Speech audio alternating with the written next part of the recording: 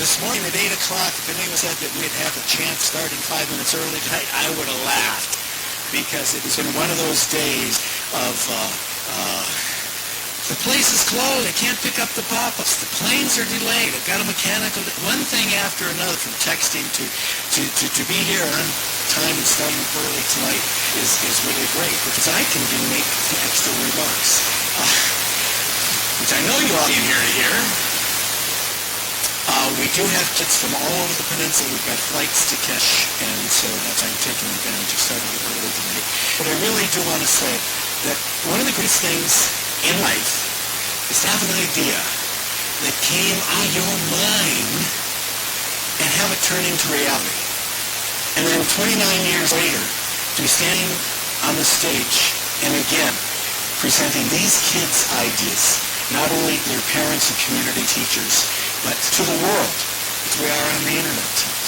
I had the experience when I came up with the idea for Caring for the Kenai, and I certainly can't take credit for it, because this community is what has built a very unique educational program.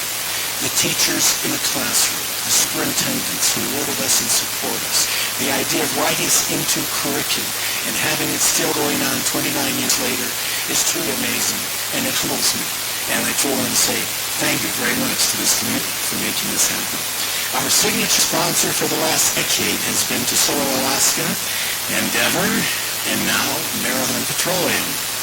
The tremendous growth of the Nikiski refinery over the years, I believe, can be attributed to the way that they do business, the way they take care of safety first, the way they care for the environment, and their community-mindedness. Marathon Petroleum is now the largest refinery in the United States of America. And the jewel of the whole corporation, in my opinion, will always be the Kiski Refinery. Greatly appreciate the support, not only this program, but of our kids and our whole community, and what it has meant for our youth and how it changed their lives throughout the year. I would like to ask a round of applause for Marathon Petroleum. Our signature sponsor. Now, among top 12 tonight, in our 29th competition, are students from schools across the world, including Cook Inland Academy, Kenai Central High School, Fuller High, Milchick High, Seward High, Swadman Prep, and One Connections homeschool student. Now, the schools will all receive a share of the $20,000 in cash awards. And everybody knows that if you find a penny in the hallway, you put it in the coffers because how tight the budget is. So we really appreciate being able to be part of that and to bring the type of things into the classroom. These schools will receive $20,000 in cash awards thanks to our community sponsors, and of course Marathon Petroleum, that include Kenai River Raven Lodge, Kenko Phillips, Peninsula Radiation and College Center, Peninsula PCHS, Peninsula Community Health Services, Hillcourt, Alaska, and Sweeney's Clothing, the Working Man Floor. We really appreciate them, and that money goes right into the classroom. There are no administrative fees. The kids, along with the teachers, decide how they're going to spend that cash to further their STEM education in the school district.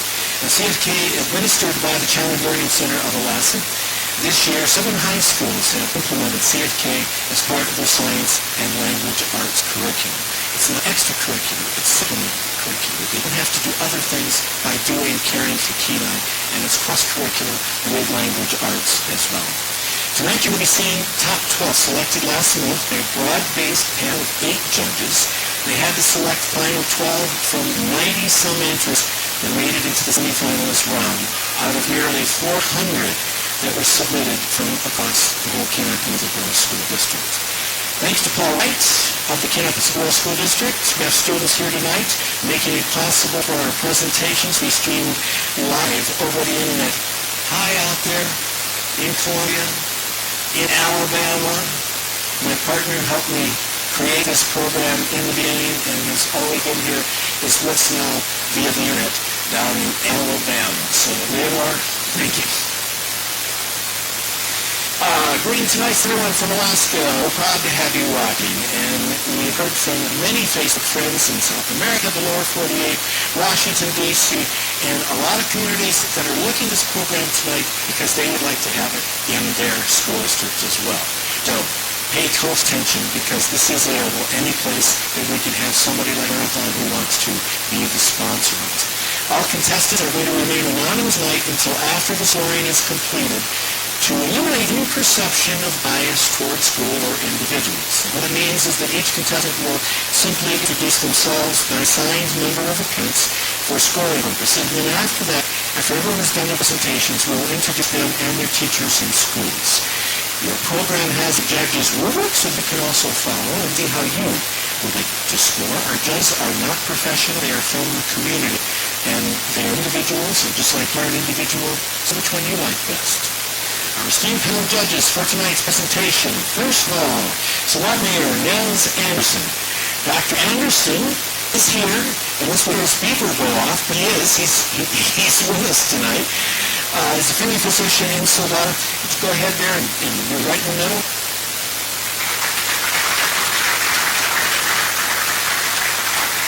Dr. Anderson, as a family physician, is responsible for delivering, I'm sure, at least one or two of you on an audience tonight. He was elected unopposed in 2017. Dr. Anderson has previously been Soldotna City Councilman from 2009 to 2012 and served on the Kenai Peninsula School District for 15 years. He has served multiple terms as mayor of Soldotna, and Dr. Anderson took a break from Soldotna Public Service in 2015 to spend time in Africa doing mission work. And is highly esteemed by a Boy Scout leader, and you are an Eagle Scout yourself, are you not? He is an Eagle Scout himself. We're really glad to have you here tonight. Very qualified judge. His first time to be judge in Kenai. Or as I tell them, they're really not judging. They're prospecting. We are prospectors in Alaska. We like gold nuggets. And a greater value than any gold nugget you'll ever find are these kids that are here tonight. Next is the refinery manager of Maryland Petroleum, Cameron Hunt. Let's bring him up with a big round of applause. Cameron has a quarter-century industry experience. He joined Tesoro in 2001 at their Hawaii refinery, and he has progressed. He's come to paradise now. Through various technical, environmental, health, safety, operations, and leadership roles, Cameron joined the Kenai refinery team in 2013, relocating his family from Oahu. He assures you that it was a great move. He's not crazy and loves his new home, and we love having him here along with his family. Cameron also enjoys styling his hair and is available for free consultations afterward. Next, representing our school district, and we know that they are having public hearings here tonight about things we don't and won't talk about here as we're talking about the future. Representing our school district so that our superintendent can be at those meetings is Peggy Erdneff.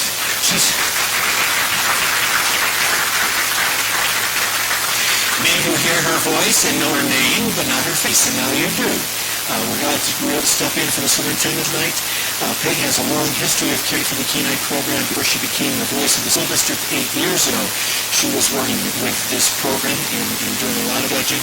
Superintendent Dusick was slated to be a judge, but he needed to get that special school board meeting. Peggy was also author, speaker, creative thinker, and followed her parents' footsteps and moved to Alaska 12 years ago after working with teens and young adults for over 20 years. Welcome, Peggy. Next, for the first time in a Caring for the Kenai competition, is our Operation of Emergency Management CEO, Dan Nelson. Let's give Dan a big round of applause. In his position, he leads response, recovery, and preparedness of natural and man-made emergencies in the Kenai Peninsula, and has worked emergencies in the recent past include wildfires, floods, and yes, a recent earthquake, and holds a master's degree in emergency management and has worked in various public safety roles since 2006. Dan volunteers in his personal life in various service projects and is president of Soldotna Rotary Club. I have been able to go out and interview people as we've gone through the floods in Seward and through the earthquake, and I've known Dan for a long time, but I had never heard from other people. I've never seen him in his profession where the people who have said, we're really privileged to have him here in that position because he's keeping us all safe. So thank you very much for the work that you're doing, Dan. And next, we have the CEO of the Challenge Learning Center of Alaska, Marnie Olka. She started with the Challenge Learning Center in 2006. As a good, you can clap over my talks. She started as just a flight director in 07, 010.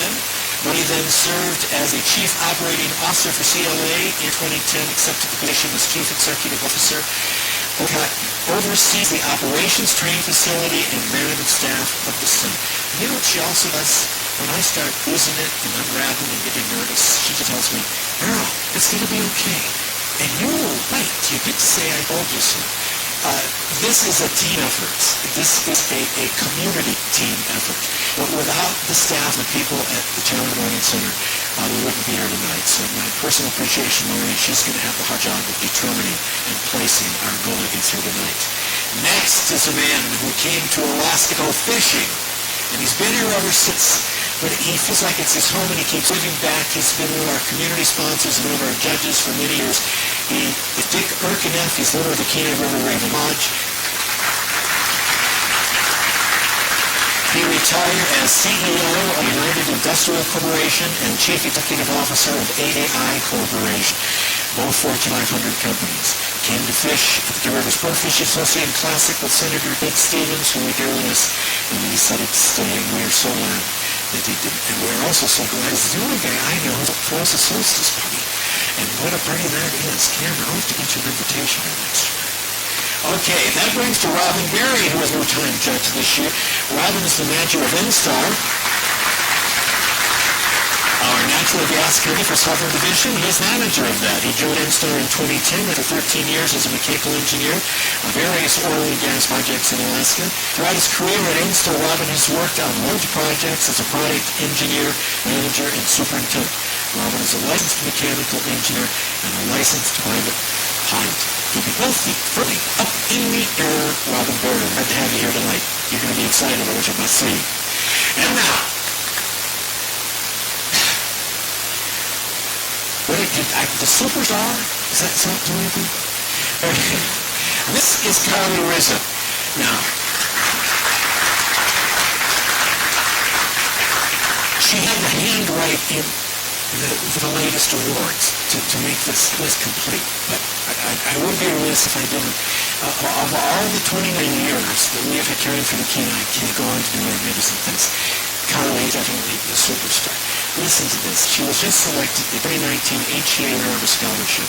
She's the 2019 State Honoree and Prudential Spirit of Community Awards. She's 2019 Spirit of Youth Award recipient. The Kenai Chamber of Commerce Student of the Month. Veterans of Foreign Wars Citizenship Award. She's also won that essay program several times. Let's write that in. 4 times she's won the Patriots essay competition. It honors the people who keep our kids free. She will be an intern for Senior Senator Lisa Orkowski this summer, the ASA Achievement Scholarship recipient, district level Elks essay competition winner. Full audience K3. And this is really significant because you've all heard of the First Lady's Volunteer of the Year Award, and I bet you've heard of anyone this young being recipient of that. But Carly Rizzo certainly received that and worthy of it for the 2018 First Lady's Volunteer of the Year Award, which you didn't even write on there anything about the McKinsey Youth Foundation. The McKinsey Children's Fund, how much money has it raised? $16,000. She graduates this year, and let's give Carly Rizzo a round of applause. And she's here tonight rather than on at the Treasury Theater because she was last year's CFK winner. And I will ask her this question at the end of tonight. Aren't you glad we're here last year rather than tonight? With that, if everybody backstage is ready to set up our first contestant, come on out. And judges, start marking your first rubric with the number of 101. You have everything you need out here on stage. Okay. Our timekeeper is lovely Amelia, and you want to watch her for the signs. And you can have this microphone. And when you're ready, you're off.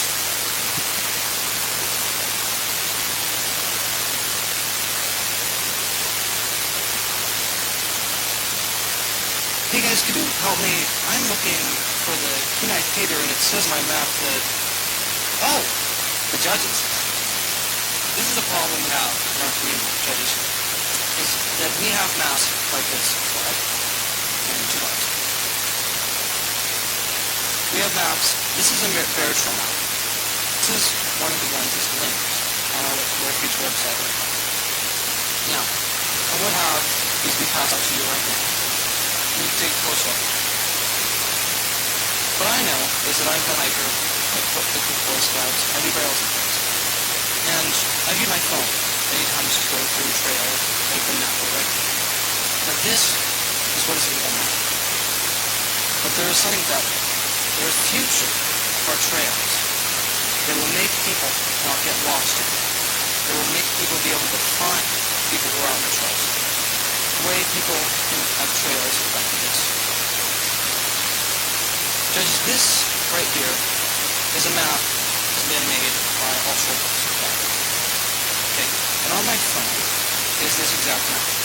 And I'd like you to observe certain things about this map in comparison to the other. You will notice that this map you can zoom in and out of.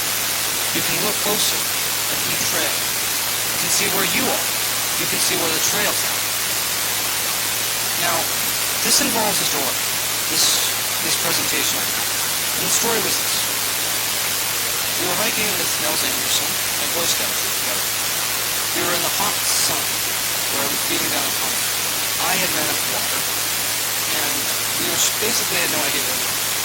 There was a GPS point, which we thought was in the net. But the problem was, it wasn't there. It was in a different one.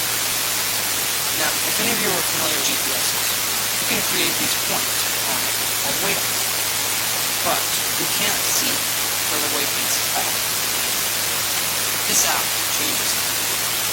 If I want to set a waypoint here, I can. If I want to set a waypoint anywhere, I can. If any of you actually have the cell phone on you now, you'll notice that if you go into settings, you can actually create your own waypoint. Slide. This is the recorder. On this, you have a few options.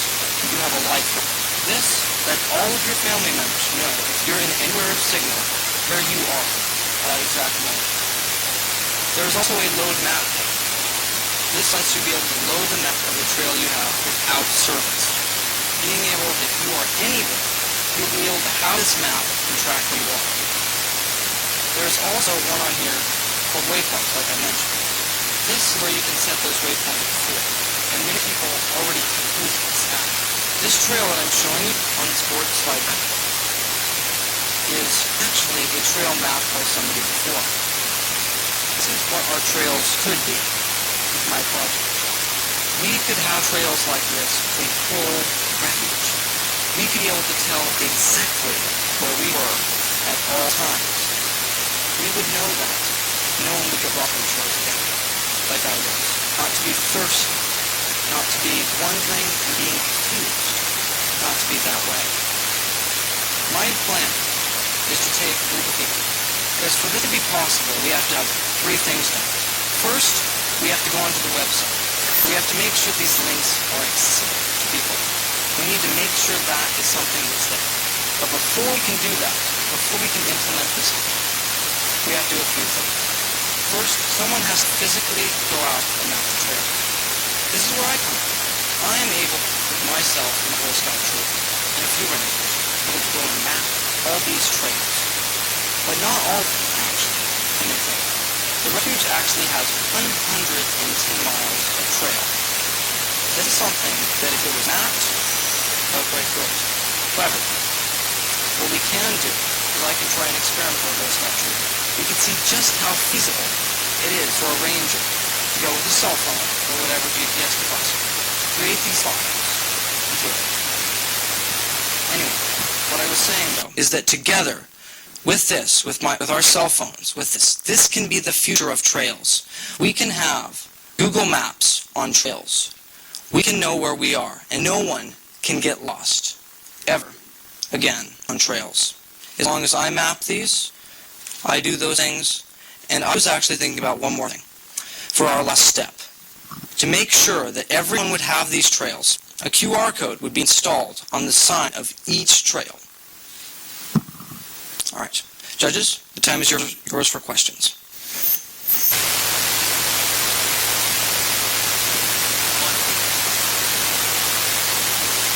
Great idea. Really appreciate the desire to wind on the trail for 5 hours. Not fun, but at least something to get back to that trail.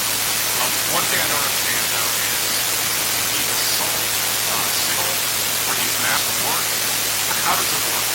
How do you put waypoints out of work? Okay, so I'm ready about this. So there are a few things you can do online and things you can do offline. On this trail system, what you have is you can download maps. Now, to my knowledge, there are two ways from locating where you are.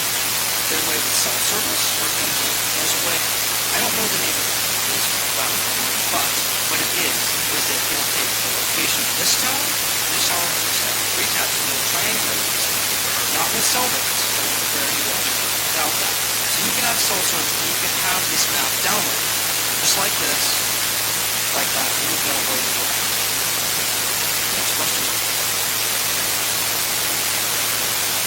And just a question, based on your work here on the refuge trails, and I agree with you, I have seen the map before, it's definitely user-friendly and the technology we have today. Do you have plans to extend this beyond the refuge, say, to Chittiash National Forest or Alaska State Parks, or is the net model limited to the refuge? So I'm glad you brought that up. So again, these maps here, some trails don't even have maps, and that is a thing that does make a difference. And once our structure, once we get that, and once we understand what exactly works entail, I don't think we could stop at the record. But why should we stop at the record? We could map all trails of any national wildlife record. Matter of fact, at this moment, trails, and all of those apps are coming together to create a trail network. Now, while there may be different trails together, they still have a vast network of trails in Utah and areas where people travel a lot, where they can create trails. Slide like this. This is a recording of somebody. If you record a trail, this is a trail that has been marked by somebody, and this is where you could go. You can record it yourself. I love your idea. And the thought piece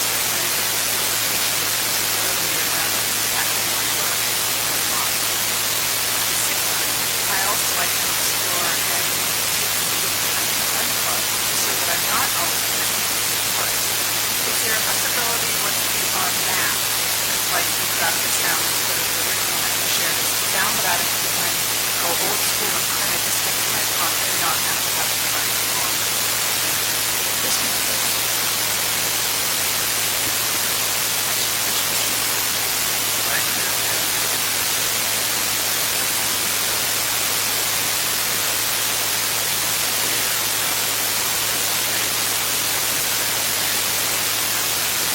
So, because my presentation was so short, I wasn't able to get to it, but there are a few types of files that are created by your phone when you make a trip.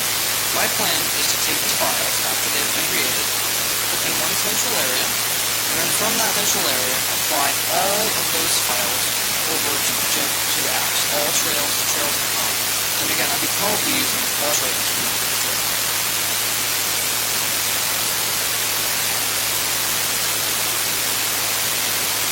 There we go. So a big round of applause, number one, okay? That's a hard play to get it started. Nice job. I want to know more of this one.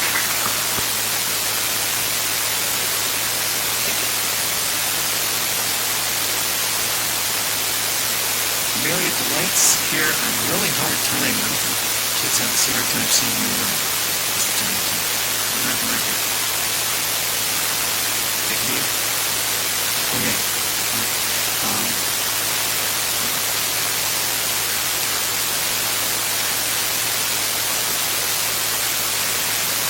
You can come on out.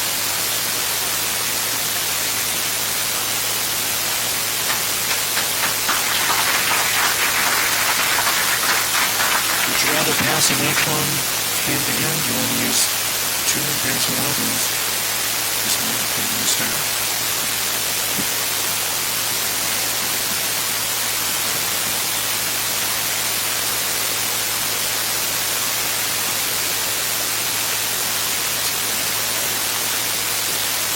Judges, we're going to give you a few more.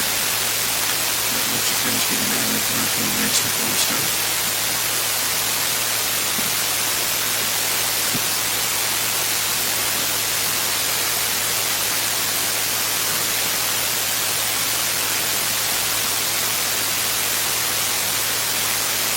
I'm trying to crack. It's like when I first saw your essay, you know how to get your attention. Good evening. We are 102. 102, but they're not ready to start because we haven't picked up the other source sheets yet, have we? Katie?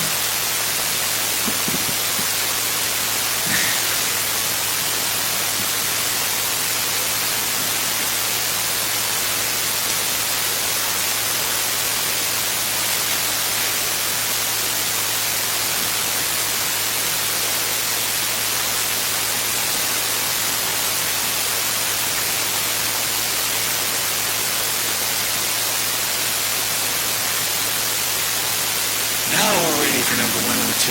Judge these monarchy rubrics. And now you can tell us how sexy ones are. Let's give them a round of applause.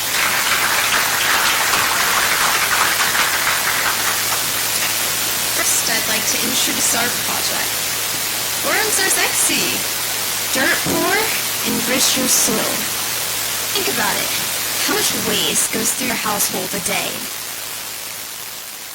40,000 tons of waste goes to the local Kenai landfill a year, and 20.5% of that is food waste. We spoke with our community members for their input on the needs of the community, and we thought, how can we reduce food waste and better the community at the same time? We decided on vermiculture, or vermicomposting, which is composting using worms. We built a small worm farm and incorporated our household food waste into feeding them and composting, pretty much. We use our castings, also known as worm poop, to put in the soil and use as a natural fertilizer. When the weather begins to heat up, we can plant vegetables and flowers with this. It contains 60 micronutrients and trace materials such as calcium, magnesium, and nitrogen. The castings do not harm the environment, unlike pesticides which are pumped to the store-bought fertilizers. Worm castings do wonders for the soil and crops. And at little to no cost, you can have your own worm farm. And my teammates will go more in depth about it.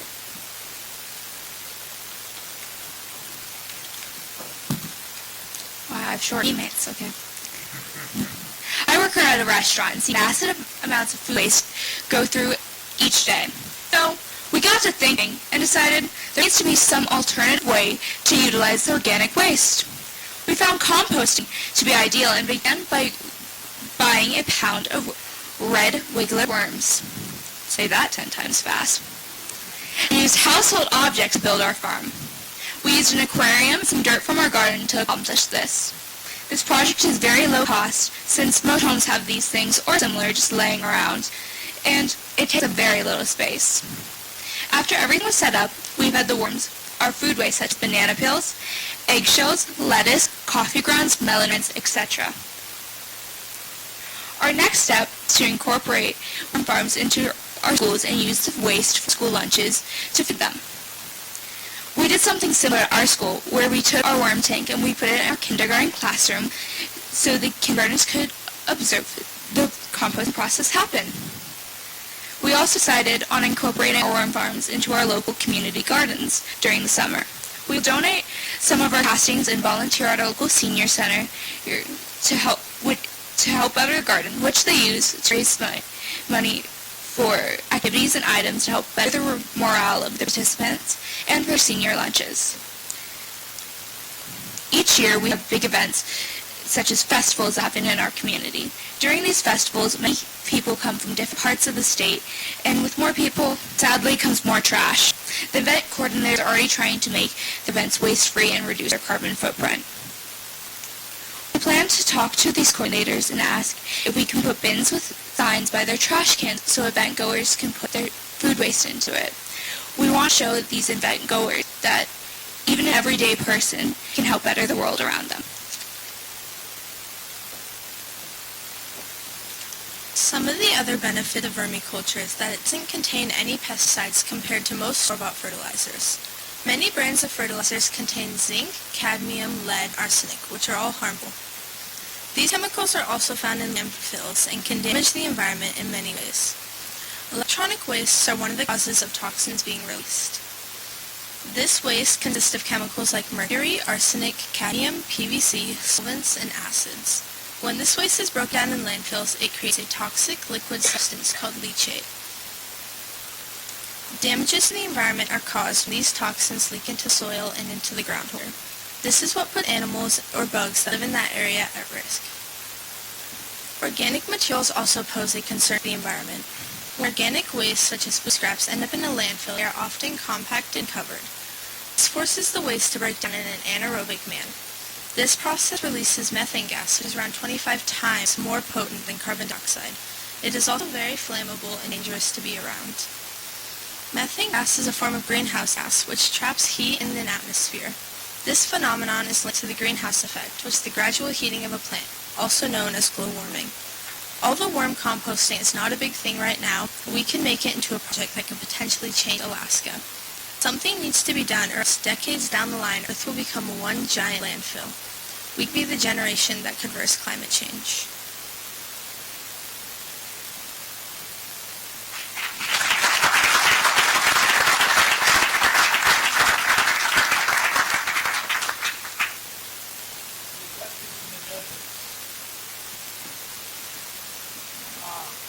Let's see, I really like your idea, and I've done composting the other way without worms, but do you have any idea of the quantity of compost that you could create? What size of a worm farm do you need? And what kind of a magnitude of the product that can get out of it? Do you have any idea about that? I know you've done the testing in the aquariums and that. I don't know how much that would produce if you continue to fed those worms.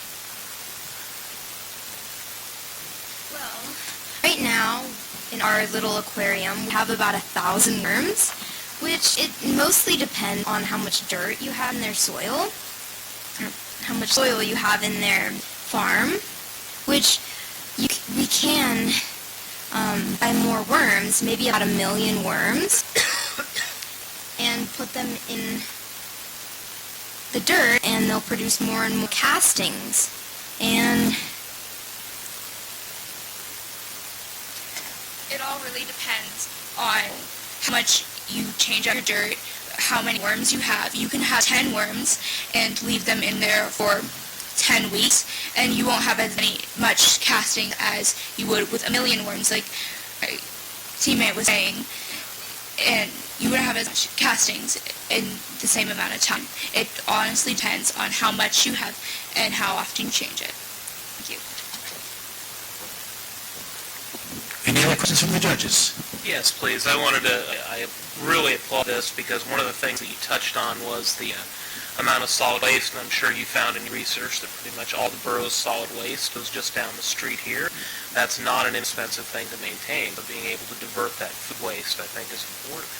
One thing that I'm trying to understand, so if let's say we put this in the hands of some folks that wanted to do this and wanted to divert that food waste away, I guess what I'm asking is, how much maintenance would something like this require? Is there ongoing things that a person would have issues with, or do the worms pretty much just, they go to town on what you put in there, and that's the end of it? So it would be a commitment to say, I wanted to have such a thing in my home. well, worm farms are very low maintenance for us. Every 2 weeks we would feed maybe half a pound of food to these 1,000 worms, and all it really takes is about a warm place for them to stay. So during winter they could still produce castings, since during the winter worms die. But if we keep them in a farm, they can still reproduce and eat, but just at a slow activity level. Any other questions? Go ahead, Time Marty. for one more.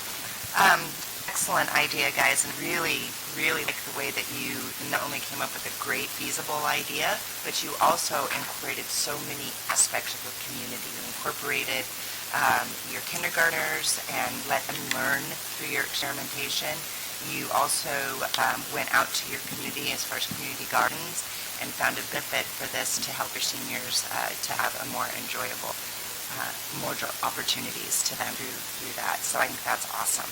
Can you give us an idea of how long it takes for that food waste to be broken down? So you're going to have a usable product once you've started.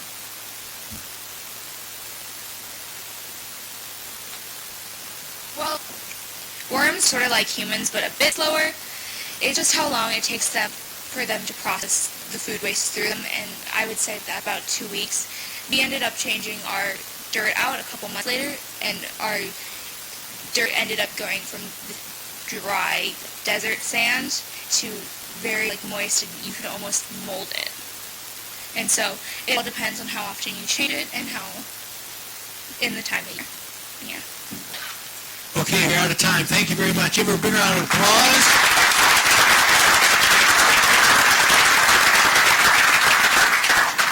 The worms crawl in, worms crawl out. The worms play pinnacle on snout.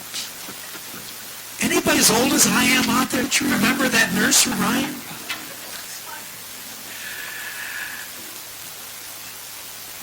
And just when you're asking your questions for the benefit of the listening audience around the world, please speak into your microphone. Share them, move them around. That would be greatly appreciated.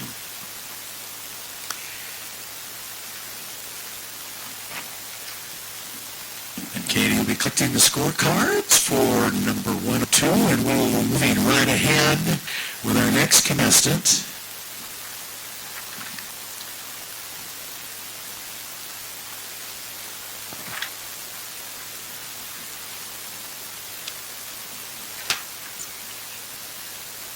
And we'll come out number 103 and check the stage out to be sure you have everything exactly the way you want it.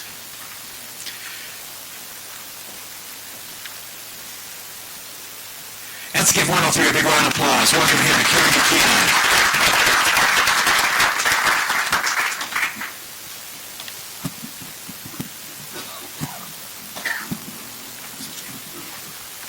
Just want to stay up.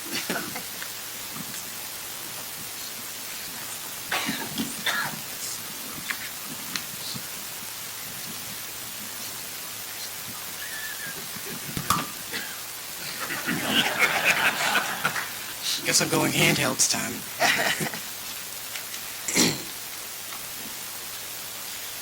Hello, I am number 103, and this is my project, Beach Cleanup with Magnetic Sweepers. Why I did this project? Well, let me tell you something.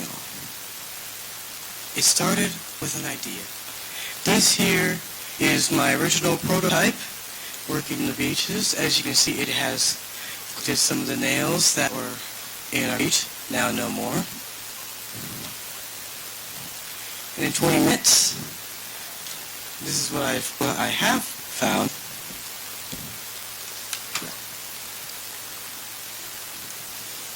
Let's see, this isn't the reason why I'm here for this prototype.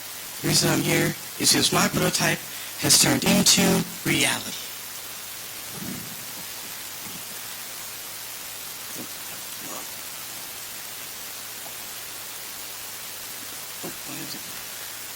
No.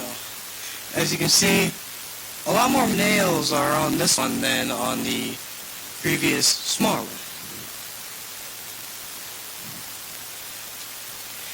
Here I am with Mayor Gabriel here, as showing as it has actually worked with all the nails.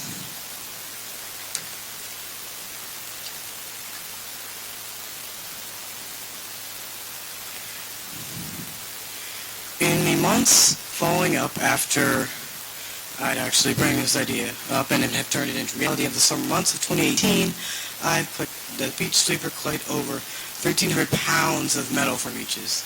That is a lot of nails that don't have to end up at our feet, in our friends' feet, in our dog's feet, even our enemy's feet. I don't think anyone will want any of these in our feet. Now I'm going to preview a video of the actual sweeper working. See,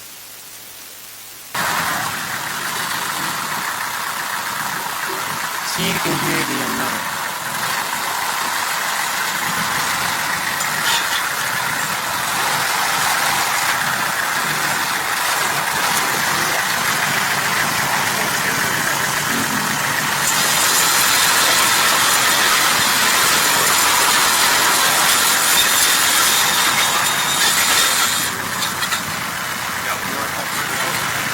want to start couple, please?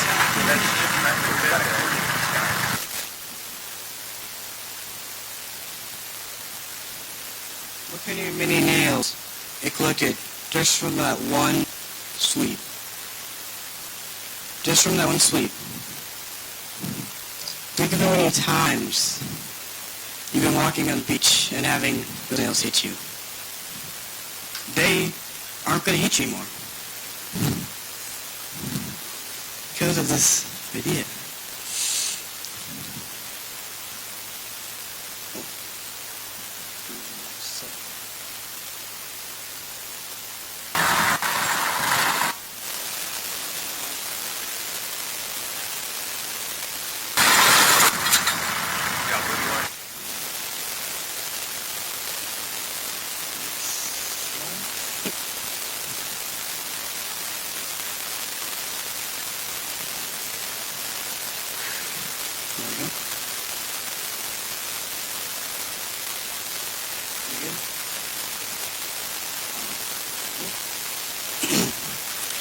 The models that the city of Kenai purchased were two Russell 74 magnetic sweepers with two quick clean-off sweeps for Drew Streak Electric Company. As you can see, this is how it looks on the South Beach sweeper.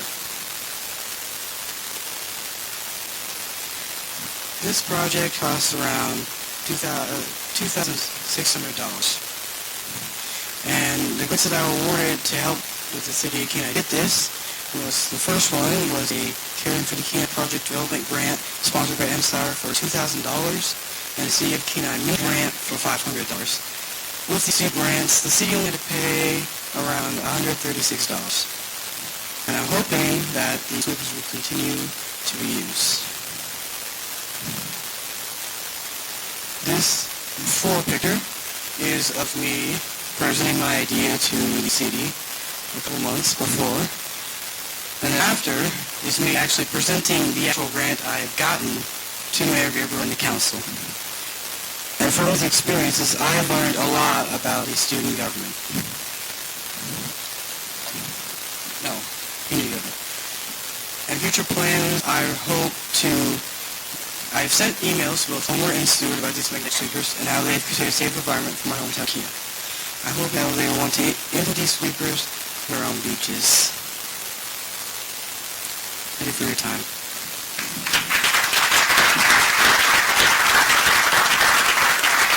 And judges, do you have any questions? Hey, 103, it's one thing to have a great idea, which you did last year, but to actually execute on it takes a lot of perseverance, and I think that we're all really proud of what you've done. You've improved the quality of life here in Kenai, so congratulations to you on that. Now, I guess my question is, you have these two rakes for Kenai. Are they used, how often do you use them on the beach here? Are they used anywhere else besides Kenai Beach? Are there any other applications you could use it in? Well, these two basically beach sweepers are used for only North and South Beach for now. And as I said earlier, I want to hopefully implement these to Homer, to whoever would like to have these. These are great things to have and use for your beach. So that's what I'm really hoping to get from us. I would agree. I mean, what an amazing thing to be able to have here on our beaches. And I kind of put back on Cameron's question there as far as other applications. Would something like this be effective possibly in our parks and playgrounds in the area, like after an event or something like that? Maybe if you've got hazardous materials or something, objects. Yes, you could use these in parks as long as you know it's like, you're using them on like a kind of like sand or dirt, even cement if you wanted to, just run it across. Just not something, like, if you want the nails under cement, you're not going to get there, but I mean, if I get the nails top of them, yeah.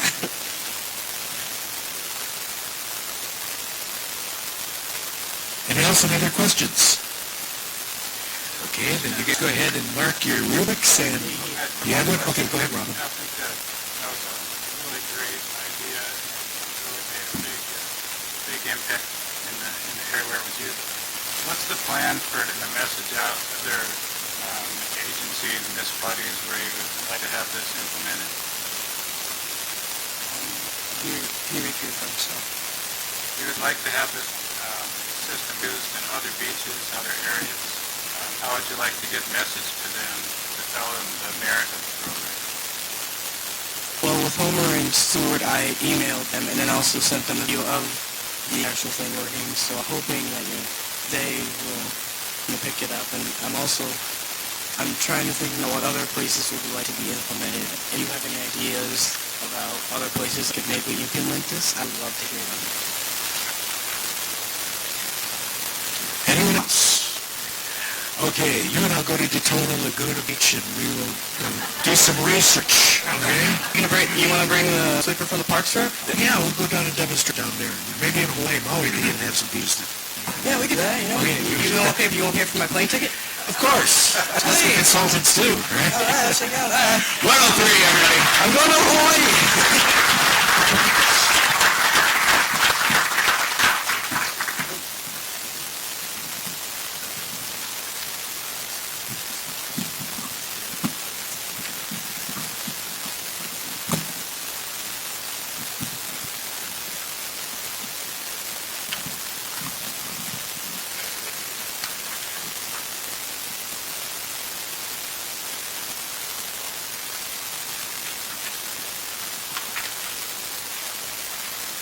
And contestant number 104, can I check out the stage, make sure that all your technology equipment is all ready to work?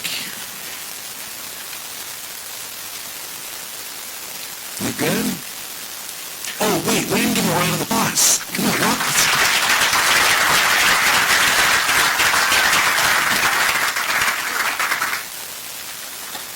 Ice is nice. Okay, judges all ready to go? 104, are you ready to go? Yes, I Then go. Hello, my name is 104. Tragically, in December 2018, two snow machiners fell through the ice and died due to poor ice conditions on Big Lake.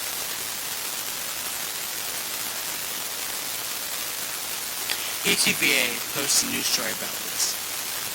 I was talking to my aunt about the deaths, thinking on how this could have been prevented. And I wondered, what could I do to help prevent this in the future? I contacted Dennis, the emergency manager of the Kenai Road, and he said that in general, Alaska's attitude is recreate your own risk. This statement leaves people to their own judgment about executive conditions. In my research, I could not find a government site where people could also post about their experiences on this. I researched and found a Facebook group was family-friendly and accessible, where people could go find ice conditions. The group, Kenai Peninsula Ice Fishing, encourages people to post about ice conditions, tips, tricks, advice, as well as buying and selling items. I am encouraging people to post more about ice conditions. The goal is to help people be more aware of the Kenai Peninsula Ice Fishing page and know that there is a community with 675 members. Here, we are using social media to save ice by simply commenting on Facebook. With ice in mind, I thought of Vanilla Ice's song, Ice Ice Baby. Brainstorming new lyrics to the song about ice safety. I've contacted KSRM about possibly playing the rap as a public service announcement during the events. I've also contacted Trustworthy Hardware for possible involvement in their annual ice tour. I reached out to Laurel Hiltz at Sylvia Public Relations and Laurel Hilt at KPBS Media and Public Relations for possible ways to advertise on the project. Next October, I plan to go on the Kenai Peninsula Ice Fishing page regularly, encouraging people to post of ice conditions such as ice thickness, breakage, and cracks in the ice, and opening. I will also be posting ice safety videos on the Kenai Peninsula Ice Fishing page, such as knowing what to bring when ice fishing and how to see the person after going through. I would like to promote a culture of ice safety on Kenai Peninsula Ice Fishing page. When we are sharing ice safety conditions with the Kenai, we are caring for Kenai. If this project could just save one life, that would mean the world. Now, here is my route. Nice, ice, safe.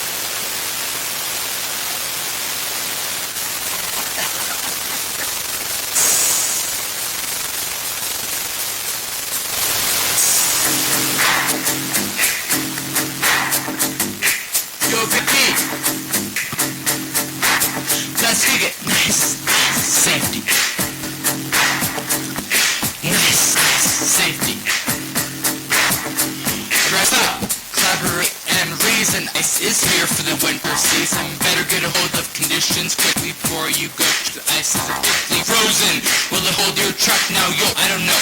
Trust your luck now. Are you ride a machine like a van? Hit open water gets now like candle. Before you put on the sweater, check the ice, keep an eye on the weather. You're feeling your brain, these sips come hand, check it out. And should be damn nice, safe.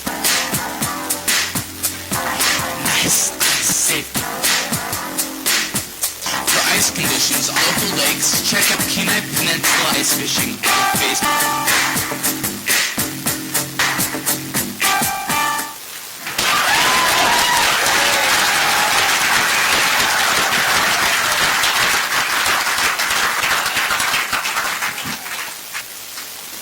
Thank you.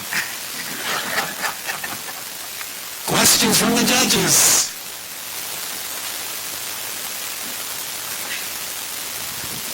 I have a question. Great talk. I loved it. Okay, I think in the last 10 years, I think I've known only one other contestant that created a song and words for a project, and it was great. And now you're doing the rap, so that was really quite good.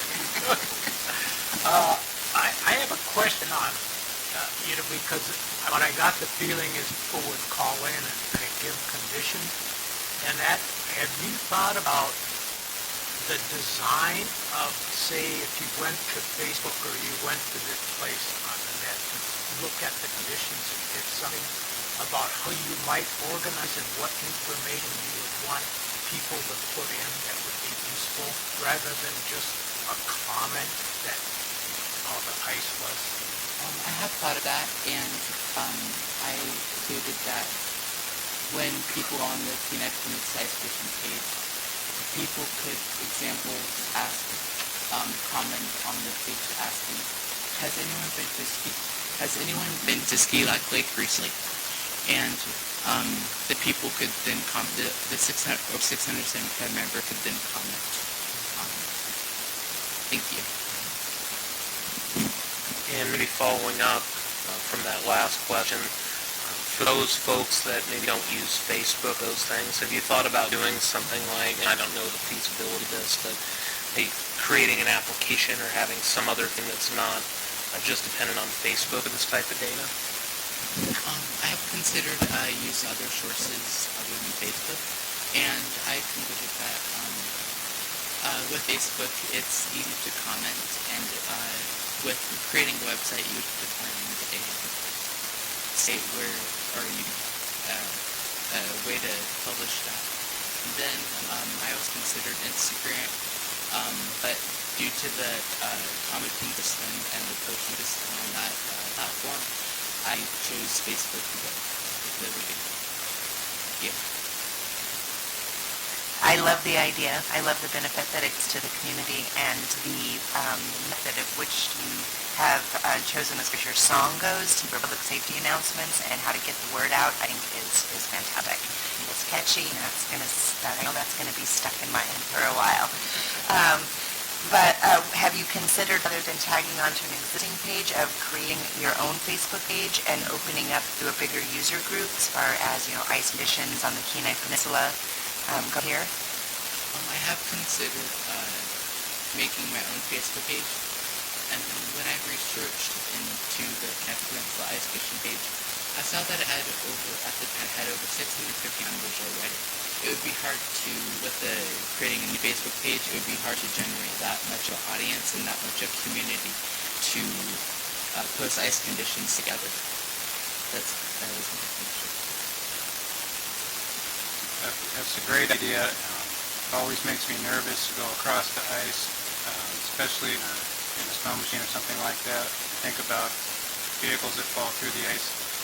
So it's really great that you're going to use input from the public to go out and actually do that and gather real-time information. I think that's really great. In the essay, you mentioned instructional videos that you could put on the website, on the Facebook page. Have you thought about, are these videos that you're going to be reproducing that someone else has made, or are these videos that you're going to make? I'm currently going through the process of looking through YouTube for family-friendly content videos. I have considered doing my own videos, but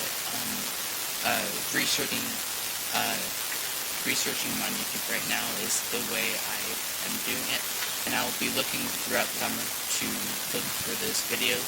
Possibly when I start to build on the lakes in October and September, I could possibly do a video on that. Again. I have one quick question. At first, I loved this, all the elements that you've put into this, and I do a lot with social media. Are there other groups other than people who go ice fishing that you think would find this information valuable? Anyone who does skiing, snowboarding on Kenai Peninsula lakes would find this useful. For anyone that would use winter lake ice activity recreation. So I'd offer to you, if you were interested in being a manager of a page that was specific, again, and this is following up on Marnie, is that I do believe there are many user groups that would want to use it, and you might be surprised how quickly people would find it, and you would quickly be up to 5 or 6 or 100 people or 1,000 people based on what I observe in communities that want to gather on a particular topic. It's a great idea. Thank you. And we are out of time, so judges, please, go ahead, big round of applause. Nicely done.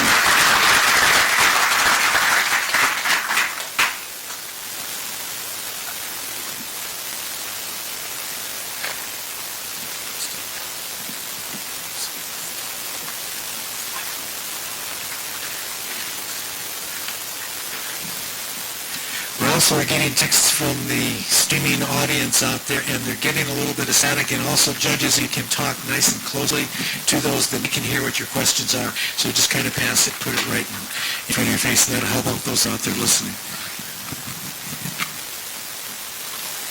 Oh, batteries.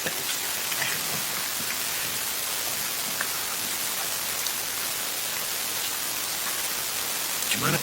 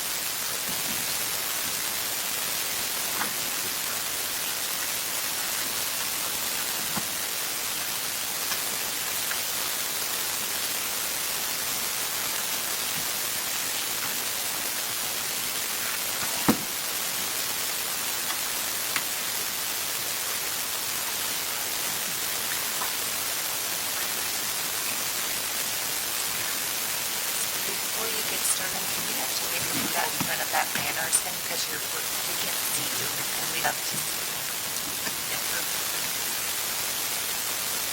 Everything we wanted? Number 105, right? 105. Okay, judges, I hope you did your homework last night because it's time for a pop quiz. First question. What pollinator has beautiful wings?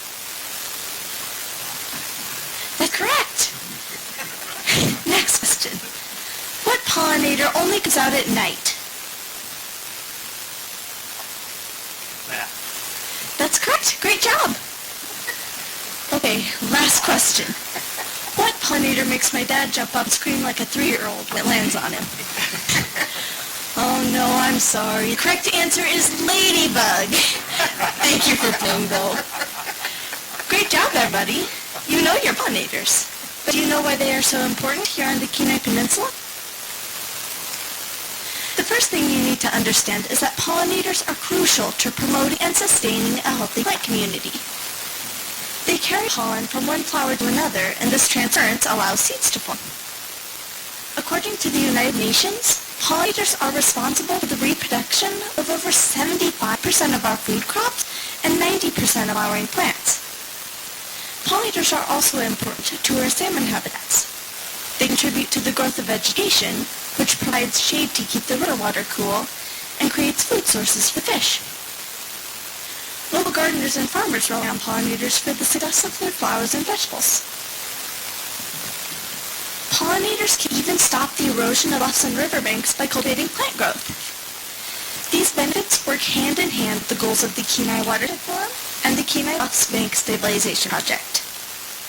Sadly, in the words of former Governor Walker, in recent years, Alaskan pollinator populations have declined noticeably due to habitat loss and pesticide use. In light of these alarming reports, my project will focus on ways we can care for the Kenai by promoting our pollinators. My project has 3 components. It will inform, implement, and inspire our community. Since many don't realize how important pollinators are, my first goal will be to educate our community about their importance, their decline, and how simple it is to sustain and encourage their population growth by providing supplemental food sources and using natural pest control methods. I have received permission to present at the Kenai Peninsula Garden Club, the Chamber of Commerce, and the Rotary Club. During those presentations, I will distribute an educational flyer to those in attendance. You have a sample of those flyers in front of you now. I can disseminate these flyers along with pop logo buttons and reusable tote bags at the home show, Wednesday markets, the Sports and Rec show, and the Kenai River Festival. Another avenue for informing our community is through my pop website, thus reaching a greater number of residents. Second component of my project focuses on providing community members with an easy-to-implement means to promote our pollinators. For pollinators to thrive, they require reliable food sources in easy-to-locate areas at frequent intervals. Pollinator packs are garden starter kits that contain 6 different Kenai Peninsula hardy seedlings. They are designed to address the needs of both pollinators and people. They're easy to assemble, simple to maintain, and highly attractive. Pop participants merely need to plant their pollinator pack in a container 4 gallons or larger. And because of its portability and beauty, it's perfect for placing outside any restaurant, office, business, school, or home. These packs would be distributed along with the flyers at various venues. As you know, the best way to make change is to inspire the next generation. That is why the third component of my project focuses on elementary school students. I have been granted permission from 2 local elementary school principals to give educational presentations about pollinators in their schools and hold pollinator planting parties to emphasize that caring for the Kenai is fun. I will distribute pollinator-centered educational booklets like the ones in front of you to the children as part of my presentation. I have completed 4 grant applications. I will submit them once I receive your valuable feedback tonight. One of the great things about my project is that there are no undesirable effects. It complies with existing laws, is sustainable year after year, and it contributes to the beautification of our community. Here's a slide of my timeline starting May of 2019.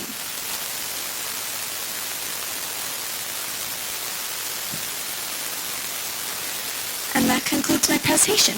Thank you all for your time. Are there any questions?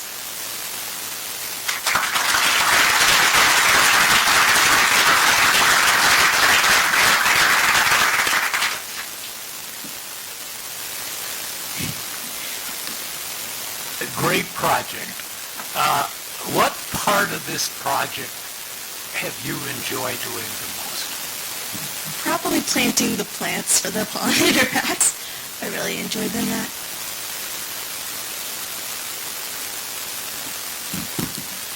A great idea, great project, and probably you're one of the most poised speakers I've seen in a long, long time. So well done on that too. So all the pollinators or the plants here you're talking about, they're all indigenous. Will they grow? Will they spread on the peninsula? Yes.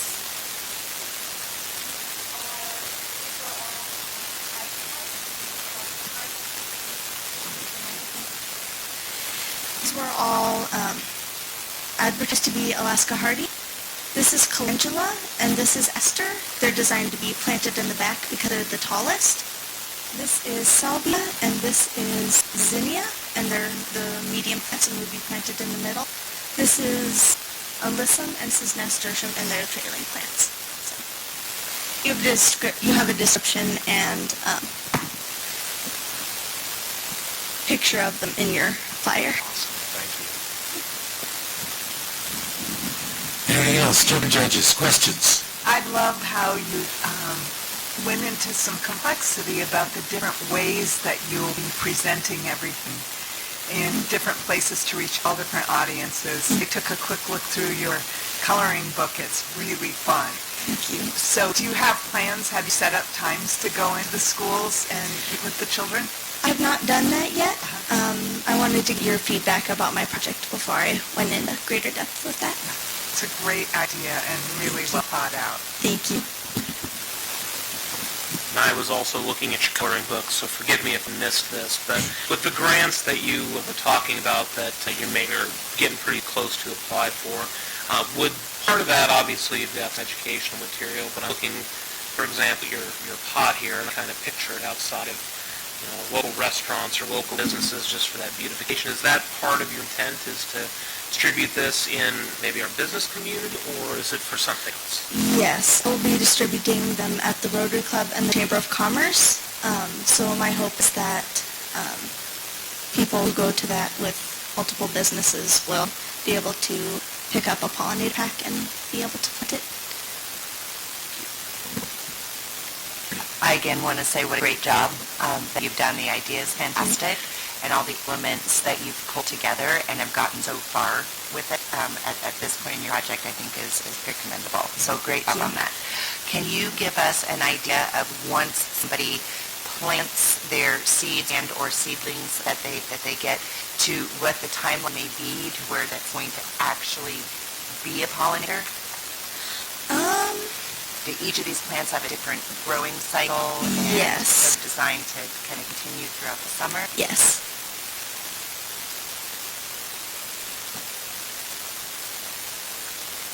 Any questions? All in, all done. You're all pollinating your rubrics there. And let's give our pollinator a big round of applause.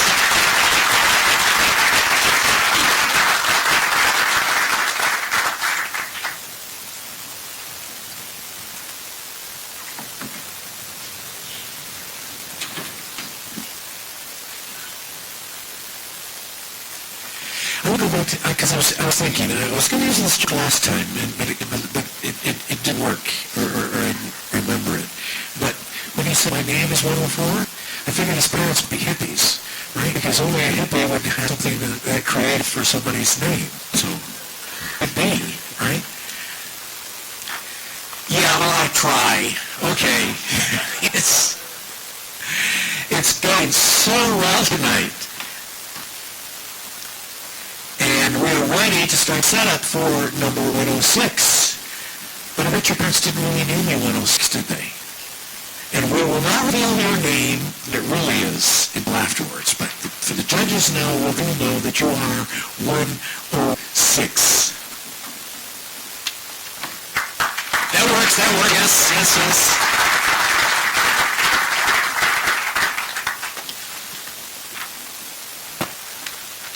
We're going to plant those, right, and water it. The bats are going to come. I hope so. I might need some help from a presenter. I don't have a green Well, yours, because you're going to be Rotary president, she's going to be Rotary, so you're going to need to bring those. Yes, we want to see that.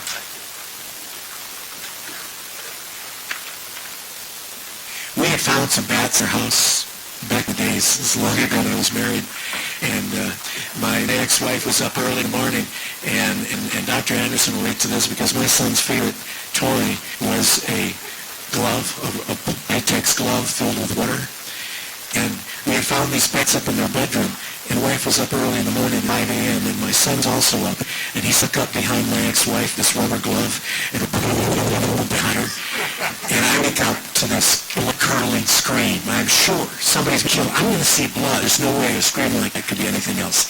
And my son's there in the corner going, now you know why I got divorced. Okay, this is level 5, in which is everything set just the way she wants it. Level 6, sorry.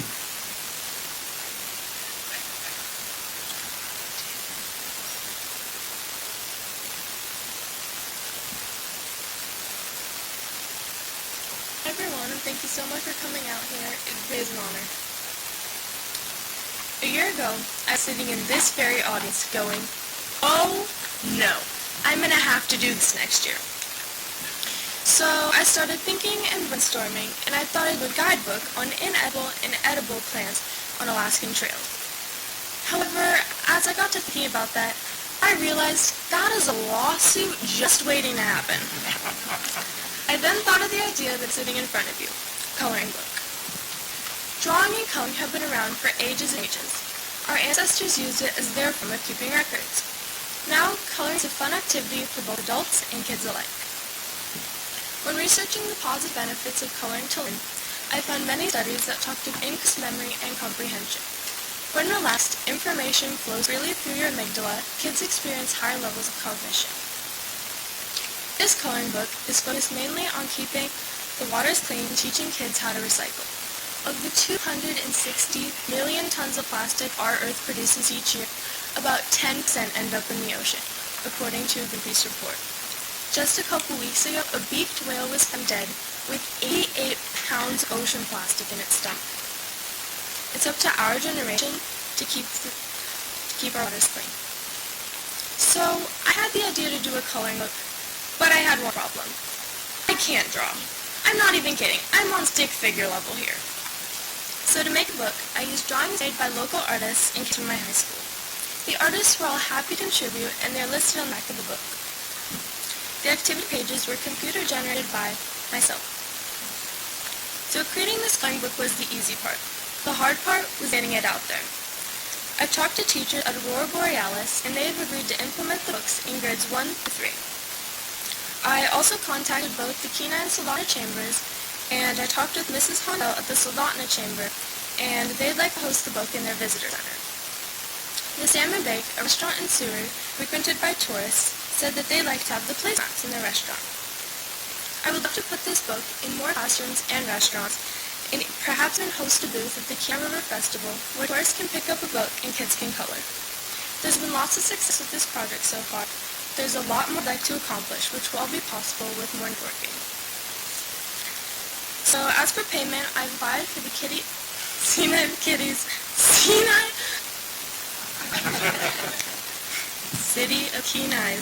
mini grant to help pay for printing, and I'm still on the hunt for more sponsors.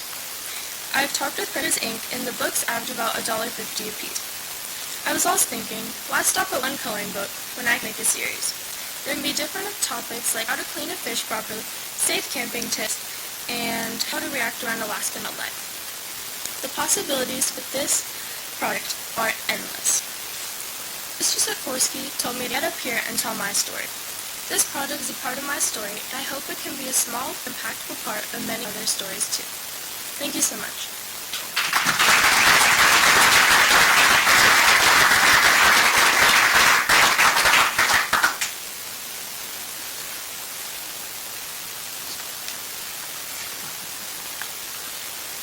Questions, judges, questions?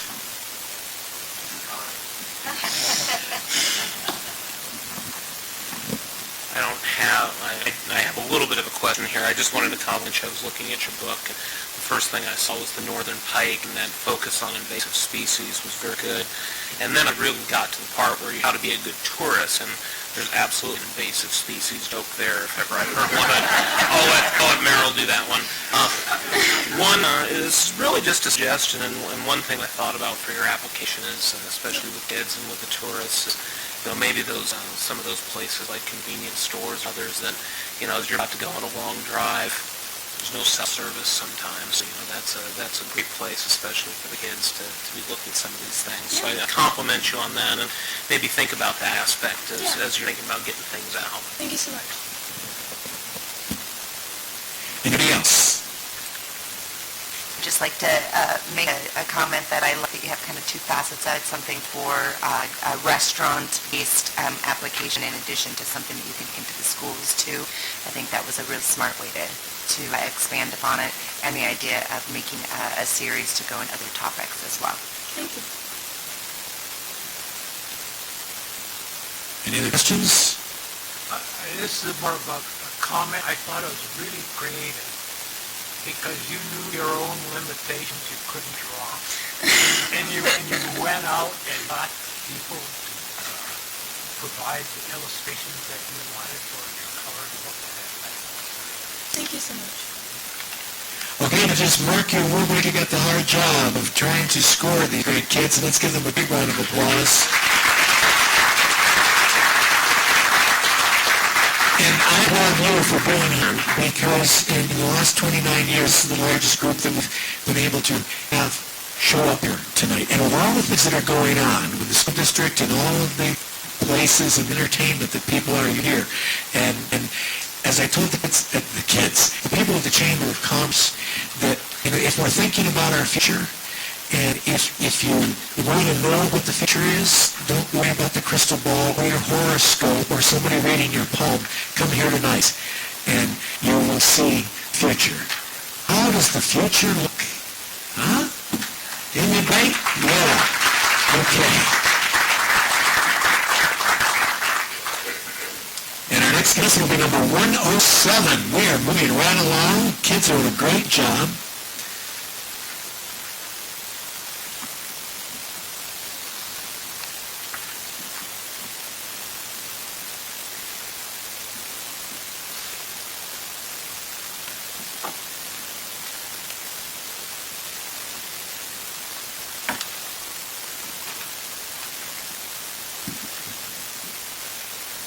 The judges see the table all okay? Should we move down a little bit? Downstage? Let's move it a little bit downstage so they can see us more. I'll be careful.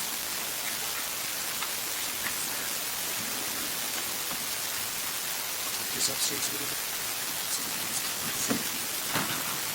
Everybody see? Okay. Everything else looking good?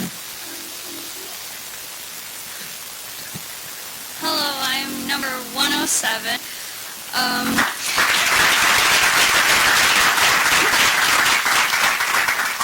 Thank you. My project is Solution for Pollution. Recycling conserves energy, saves resources, and doesn't clog up landfills. There's no reason not to do it.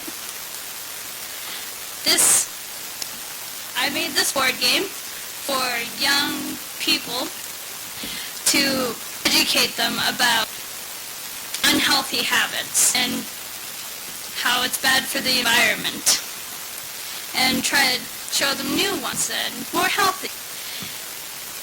How many plastic bags do you think are used in the United States each year? According to the Environmental Protection Agency, over 380 billion plastic bags are used in the United States. According to the Wall Street Journal, the United States goes through 100 billion plastic shopping bags annually. It would take over 500 years for these plastic bags to decompose. Some supermarkets made environmentally friendly plastic bags, which are decomposed in a year or less with exposure to sunlight.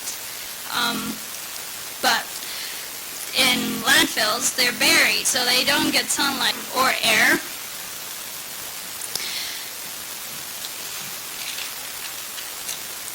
Recycling glass saves 50% and 50% more energy than virgin glass, which is brand new made glass. And recycling just one container saves enough energy to light a 100-watt bulb for 4 hours straight. Recycled glass generates 20% less air pollution, 50% less water pollution. A ton of glass made from 50% recycled material saves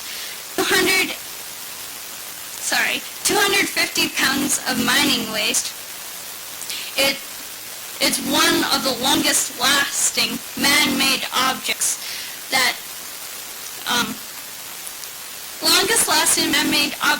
to decompose. It takes 1 million years. We drink a lot of canned beverages. In 10 minutes, this whole school will fill up with the whole school will be filled with aluminum cans. That's 6,700 cans per second. Even better, aluminum cans are 100% recyclable, and it could be recycled repeatedly. Even better, turning recycled cans into new cans takes 95% less energy than making brand new cans. Aluminum cans could take 200 to 500 years to decompose. Yes. My future plans are to have my prototype go through test groups to receive feedback before I began mass production to distribute my game board to schools on the Kenai Peninsula. In the world that I'm living in today, adults seem to think the magic bullet point to learning is technology, technology, and technology. We have forgotten that developing skills through human interaction and hands-on activities has been proven effective for tens of thousands of years. I feel this is what we are losing sight of. Modern culture thinks that technology is the solution. My solution for pollution board game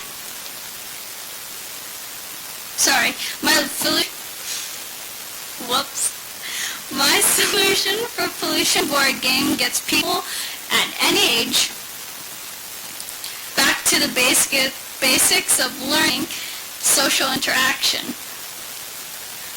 Thank you for your time. Questions?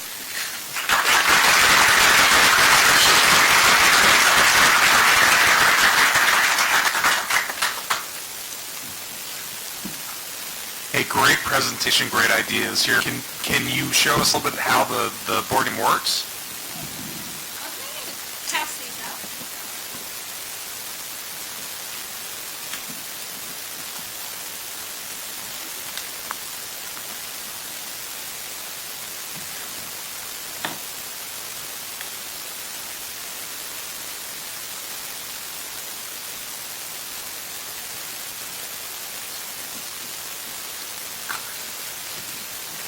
So the course, they say, amounts to get, and the money is the amounts.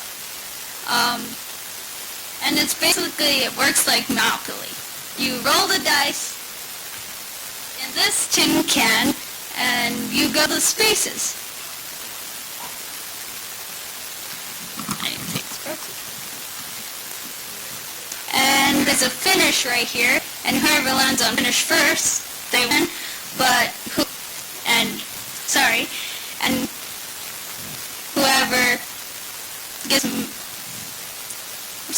whoever lands on fish, they finish the game. But whoever has the most amount of money, they win. You get the idea, right? Okay. I think it's really a clever idea, and I'm curious what's with the game. And I also really appreciate, as I've learning more and more about unplugging and some of the things that we're starting to really pay attention to with only living in a digital world with digital natives that are younger. So in board games like that, if I landed on some of the different things, what are some examples of the things you have around the edges? I'm curious.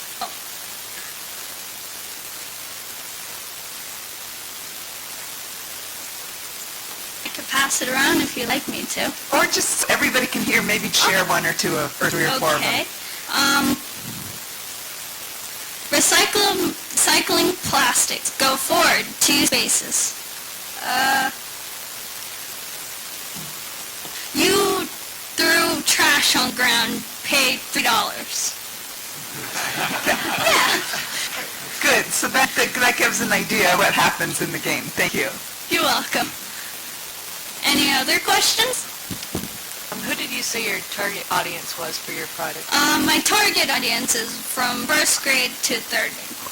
Have you taken this game to any elementary schools? I didn't really had time to, but I would like to, yes. Great job on putting your game together up there. Thank you. Have you done any research on what it would actually take to manufacture? It would take for 1,000 1,000 copies. That's going to my word. 1,000 copies. For 1,000 copies, it would be like $15,000 not per game, but per 1,000 copies. And how many players can play at one time with your game? Really, 4 is the most ideal game, but if there's more, that would be fine. Thank you. You're welcome. All right, all done. Okay, go ahead and mark your scores. Let's have a big round of applause for number 7. Nicely done.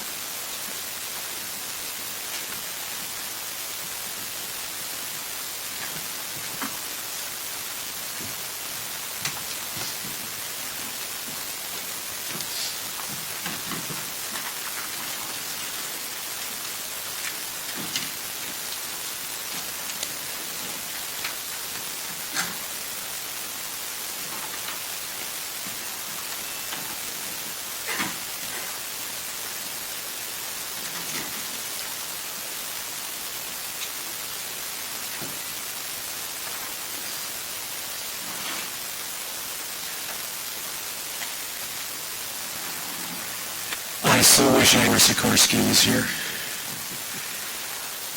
He had no idea when he made that first thing fly.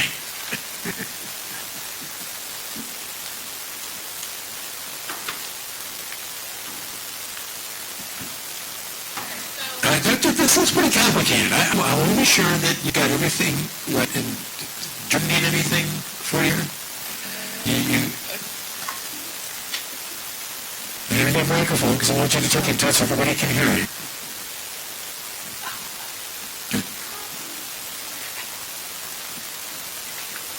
Do you need the podium? You don't need the podium. Manual's ready? Okay, time cue. Let's go with 108. Oh, big round of applause too, please.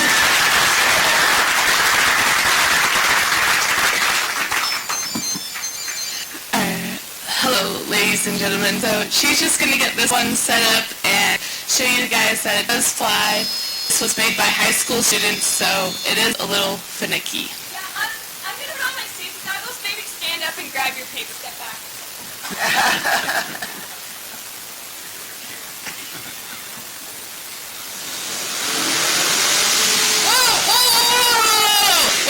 What are you doing? Don't fly that one. That one's the tool. This one's the toy. Fly that one.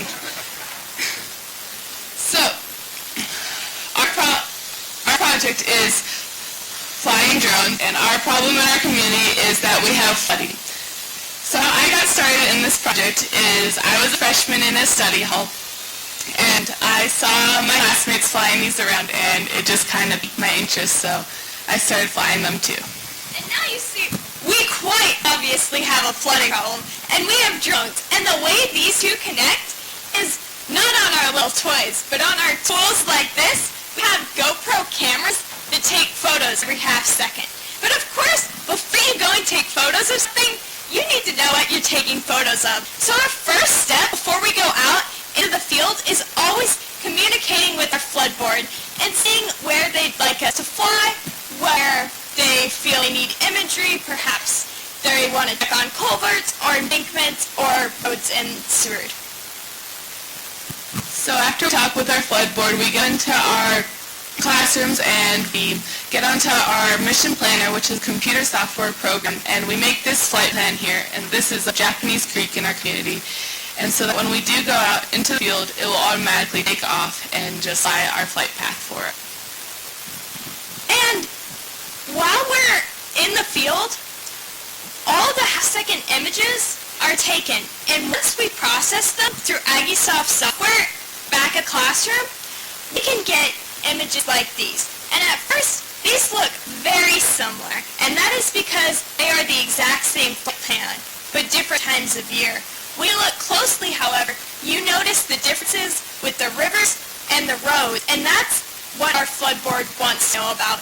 There's $143 million of infrastructure kept safe by the embankments of Japanese Creek here, including the area's 3 schools and senior care center. So for our flood board, it is extremely important to know how the embankments are holding up. So we talked with our flood board lead, Stephanie Presley, and she told us that it would cost them $8,000 per acre to hire a company out of Anchorage to fly this flight plan for them. But for us, it only takes our time. As well as if you were to go out and buy a commercial drone, that would cost you $5,000. But the ones that we make in our school only cost around $800 because we 3D print their legs and put them all back together. And of course, occasionally accidents do happen. But one of the greatest things about building our own system is we don't need to ship it off to China to fix it. We can fix it right at our school. After this seemingly terrible crash, we simply had to reprint some shattered legs, replace some broken propellers, and resolder a few severed wires. Storm Survey is always great. So we talked with one of our engineering classmates, and he worked on AutoCAD for us, and he designed and 3D printed out this whole new drone for us so that when it is raining in Seward, we can still go out and fly and collect this data for them. And of course, we've realized this is a wonderful project, and it could be implemented far beyond just our city. Flooding happens all over the U.S., and if we simply think about places like Nebraska and the Midwest, they could benefit by having high schoolers proactively go and check on creeks and rivers before there's the chance of embankments failing and flooding happening. And beyond just the value of protecting communities, this project has the added value of empowering high school students to learn about technology, software, design, and communication.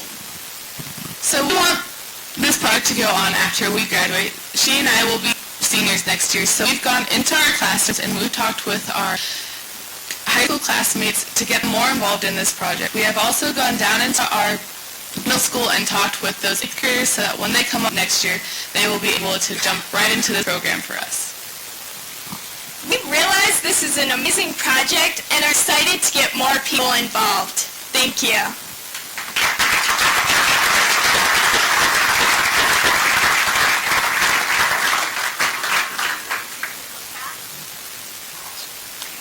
have to say that when I read this one, I love what you're doing, and you are incorporating everything that's cool with innovation and solution thinking between printing with the 3D printers and community partnerships.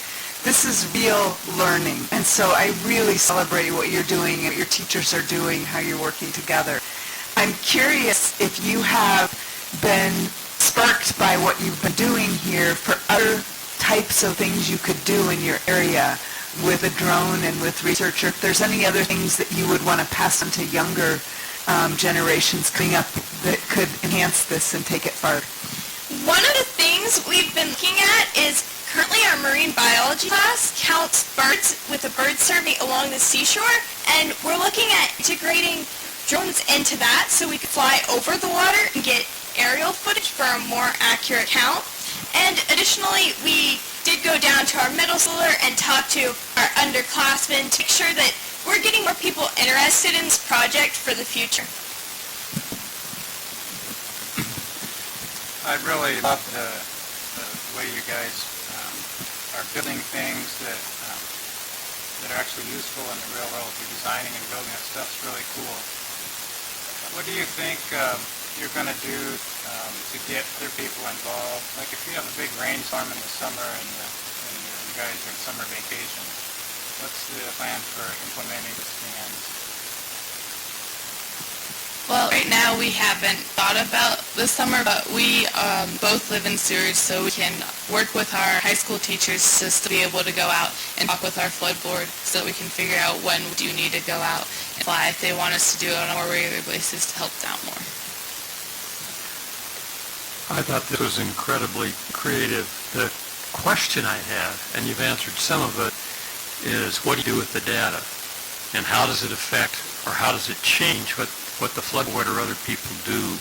I mean, I can understand if you have a culvert that's missing or a bank that's breaking down, but how does it really change if you get a rainstorm? How's it going to affect it? So with this, the half-second videos, we go back into our classroom and we use a program called AggieSoft software, and that puts them into 3D maps. And then we go and we give those 3D maps to our flood board, and they can see where the sediment changes happened. So if we do a month, they can see that if it helps them with their mitigation plan, so they can see if their mitigation plans have worked or if they need to go back out to that creek and make more mitigation processes of revamping the creek or re-changing the channel that the water stream's flowing down. And on top of just the changes you can see, we're working on finding a way to use the software to quantify the sediment change, which would also be helpful. And another way the flood board uses the data is to put the images and show what's happening in our town so they can get more funding to work on our town's flooding issues. I have another quick question. With the most recent flooding, I was at the OEM office. Mr. Nelson was there, but do you ever fly in the middle of an event? And what also do you have to get from the airport clearance because you're close to an airport? How high do you fly, and do you have to work with other agencies, especially the airport, when you're going to fly? We always check in with our airport manager. We just call them up and let them know, and they'll okay us before we go out. And we fly at 100 meters. And can you repeat the first piece of that question? I was curious with the flooding and the rains that we had, if you went out and were doing real-time analysis with any of the footage. Currently, we haven't been able to do the real-time analysis because our model isn't rain-proof, but with the new 3D printed covers and stuff, we're hoping to be able to in the future. And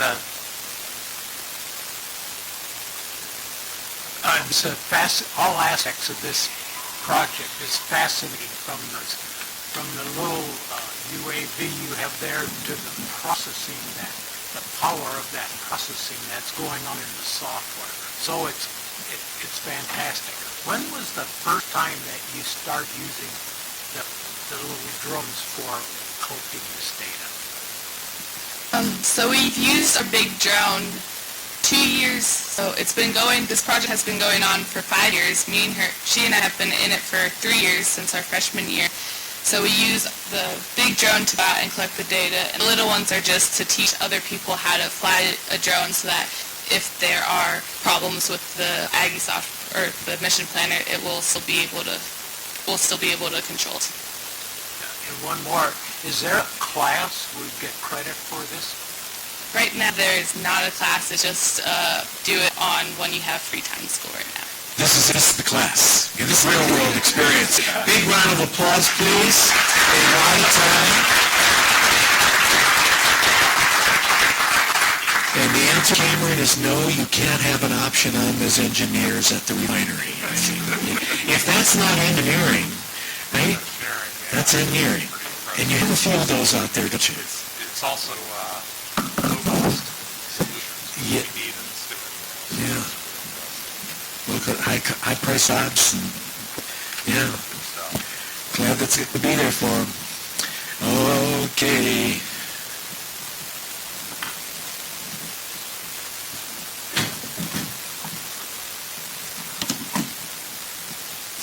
Next is going to number 109 while we're getting the stage set for him.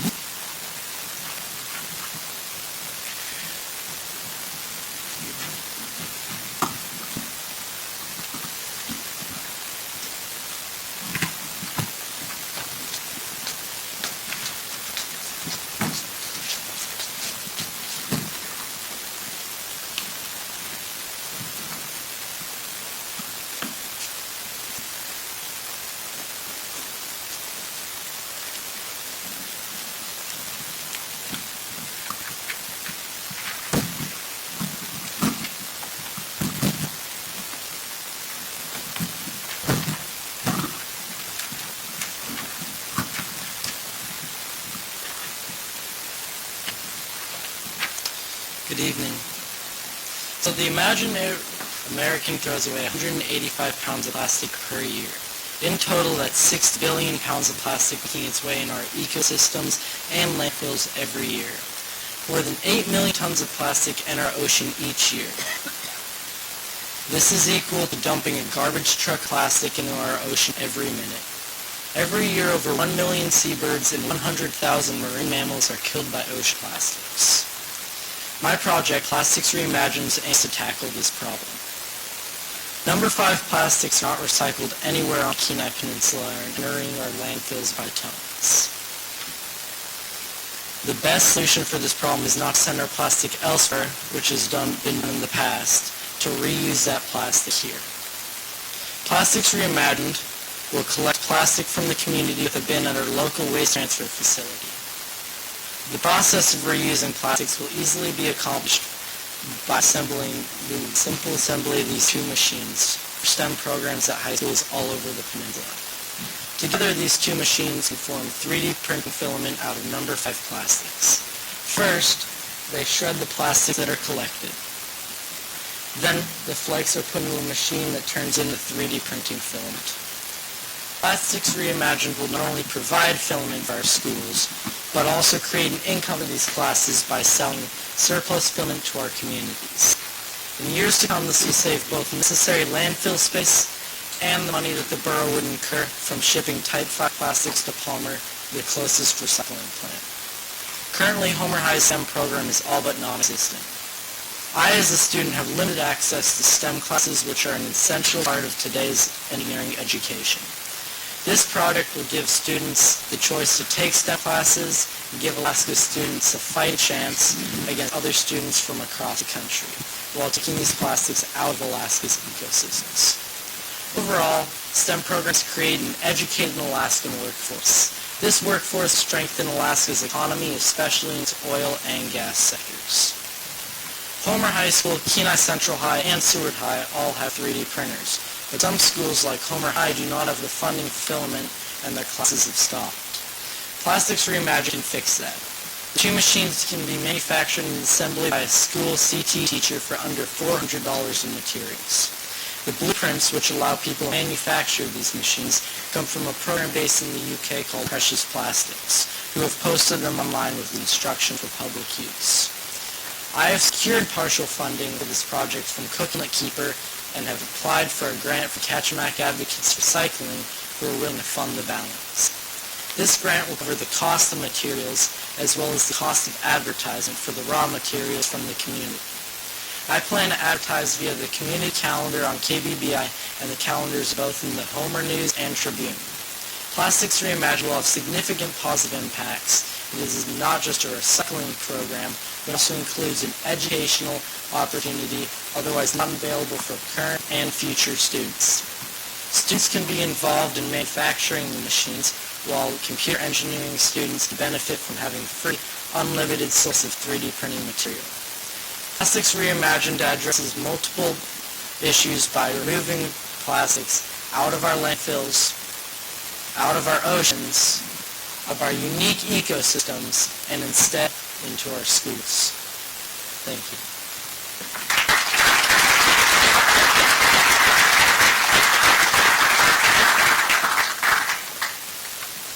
Yes? I love this project. I really like the idea. Have you looked at other, the 3D printing? Have you looked at other streams? This could be a raw resource for other things in Alaska. Is there any manufacturing there? Asphalt or anything like that? Any product where this plastic could be used? I'm sure it could, but I haven't reached that part of my project yet. That's a great question. Hey, great presentation. I really like that you kind of shrunk the scope to something very specific, and it's cool too, right? You can see from the beginning to the end how that gets recycled. It's not just recycled, you're getting to an end product. Just a question for you. So you have the machinery on there to make the filament. Is there treatment that has to be done on, cleanup on those recyclables? How would you address that with your project?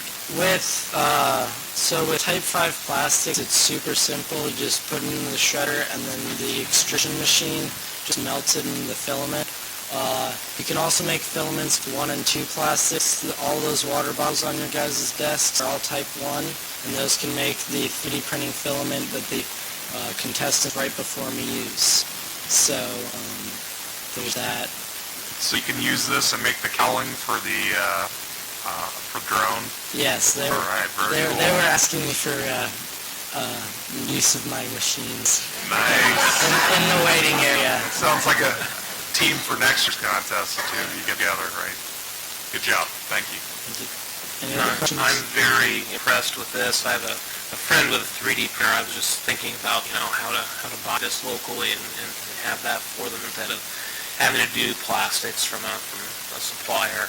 Have you thought about or reached out to perhaps the landfill department or how you essentially be sorting through these plastics?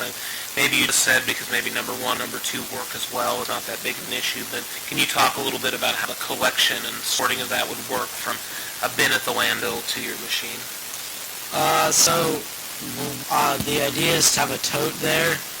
I know Homer is really great about sorting their plastics. I don't know if that's the same about other places, but I know people are really eager to put their number 5 plastics or like yogurt containers, etc., just into these extra bins that I can collect and bring to school. I have to say I love this project too. I thought it was brilliant.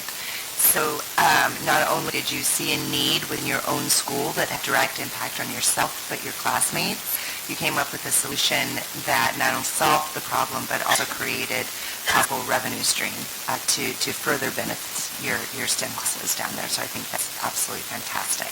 Can you tell us, for example, how many of these water bottles it would take to create enough filament to make one of the pieces for the drone? I mean, it's all just like mental math and calculating. Those water bottles, if you just crush them up and think about melting down, I mean, maybe half of those water bottles on your desk can make one of those legs. I don't know the exact number. And also, I know different filaments are used in different 3D printers. Do you actually have this equipment to be able to do this? And have you?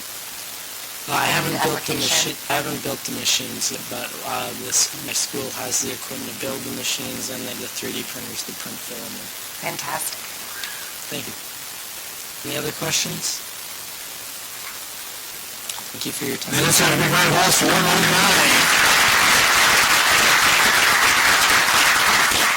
Isn't the future looking better all the time? And I was talking to somebody who got excited about global movement where kids around the world in so many different countries skipped school, to tell a government that they need to stop global warming. Yeah, well, if government was going to stop global warming, it probably wouldn't be warming anymore, would it? But if all those kids, 1 million of them so, went out and picked up one piece of plastic, that I would have gotten excited about. If all of those kids who skipped school came up with an idea like these kids have come up, and the other 400 entries in our school district, I'd get excited about that. And that's why I'm excited about tonight. Yeah, you can applaud that. That works. I also want to thank we're setting up our number 110 crew backstage. Scores are being tallied back there after the judges are turned in, and that's thanks to Sean Oglesby for the second year in a row from Lamb, Tudor, and Wagner. Certified public accountant is back there doing all the score tallying. That firm in Soldotna. And our stagehands, Amelia Lovelace, has been our lovely timekeeper, and Cece Boris Spriggle. Sprinkle, I got it. Okay. She's also one of the backstage hands, and the rest of the judges all enjoyed tonight handmade street tacos by Needle Sanchez and the only Yo Tacos on the Kenai Peninsula. The kids are enjoying pizzas, compliments of Pizza Boys. So let's have a big round of applause for those who are making this all happen.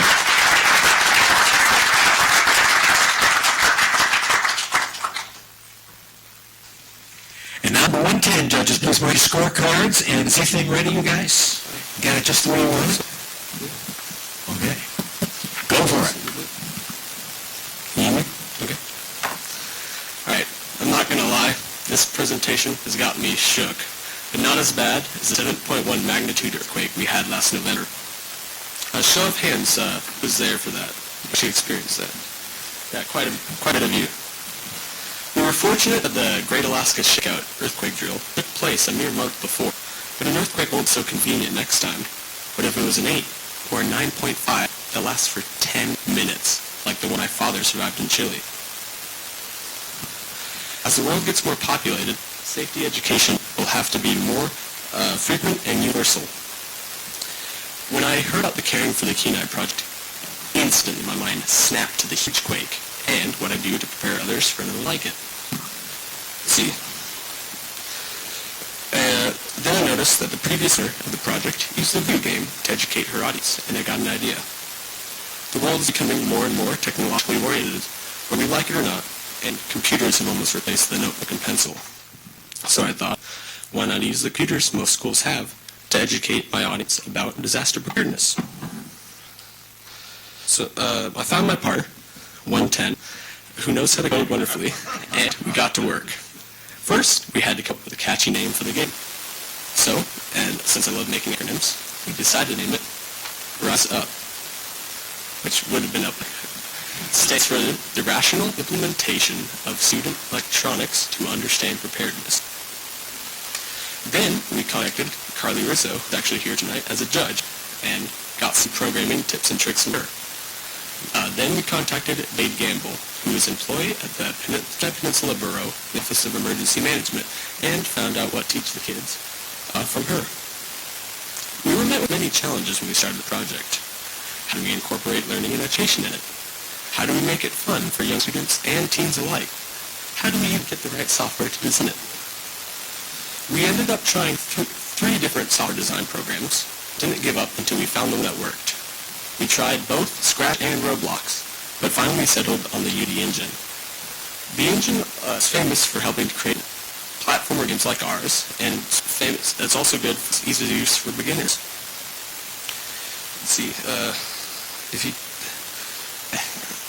it's famous for its easy use for beginners.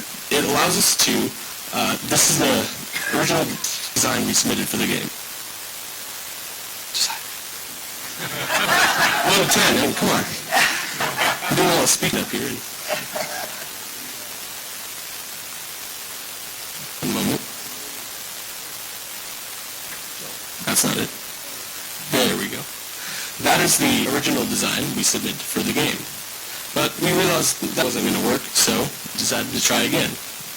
this is the second sign we had for our game. But even then, we decided we wanted to go for something more original, because this came from an engine that had a slightly similar game. So we came back to the Unity engine, and this is our third product.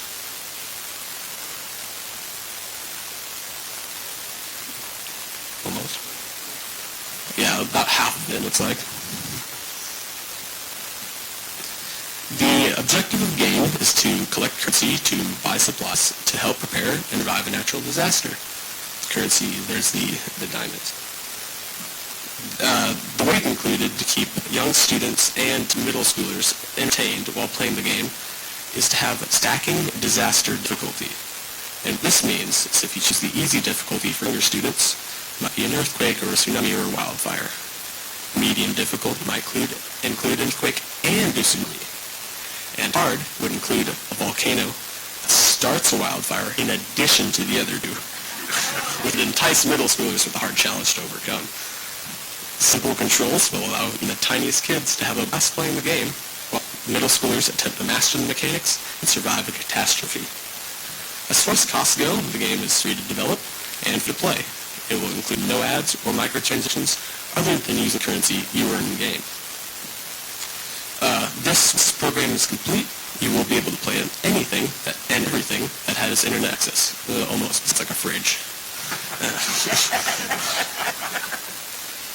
Even the whole world could use this to teach about disasters relating to their specific areas, such as earthquakes in California, typhoons in China, and Godzilla in Japan could all be added. With enough time spent, we might have to make a small one-time fee to help cover the cost of labor. Hey, 110, how much time did you already spend developing this game? I've currently spent 182 hours as it single player team of development and take over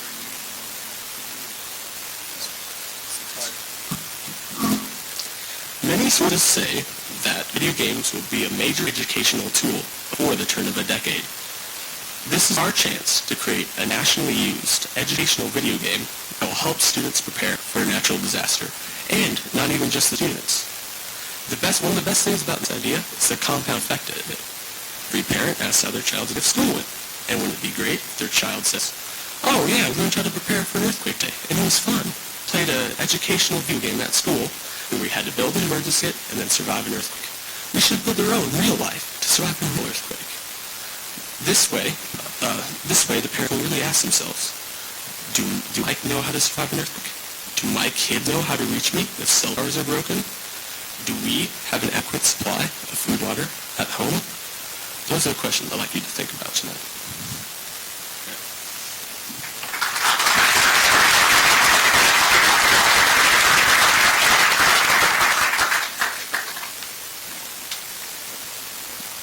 Questions? Don't be shy. So my compliments to you definitely on this one, and I happen to love the concept of it, so yeah, as you know. You mentioned about maybe applying this nationally, so does game currently have, or maybe are you planning to have, maybe where you can select different disasters that might apply to the gamers, different geographies, so not so much tsunamis in a landlocked state, that type of thing? Yeah, for sure. I mean, you want to be playing, tsunamis in Iowa. So, earthquakes, it'll be disaster related to a specific area. So they can choose which disaster they want.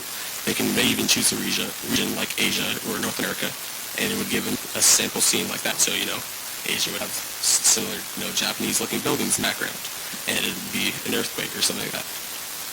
And if I could suggest, I did not hear the zombie apocalypse in that, so I would put that on your list, please. All right. Great presentation, especially troubleshooting, not having your thing pop up right away and keeping your calm in a little stressful situation, almost an emergency.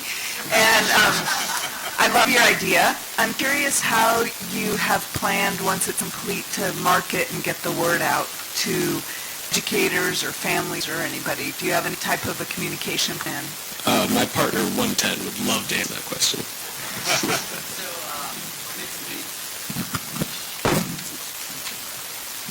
So basically, for the distribution of this game, we have been planning so far to present it to several different schools, trying to present it to their boards, seeing if we can get it put into their curriculum.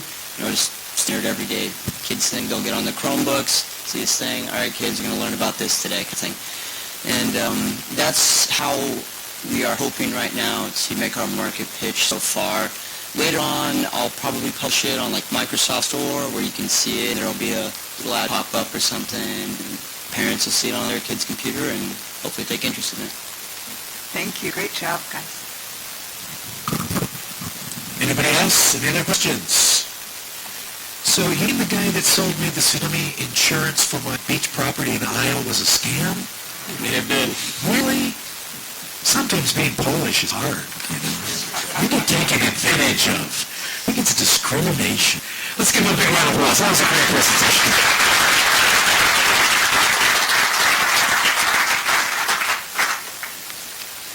Brings us down to our final two. It goes by fast.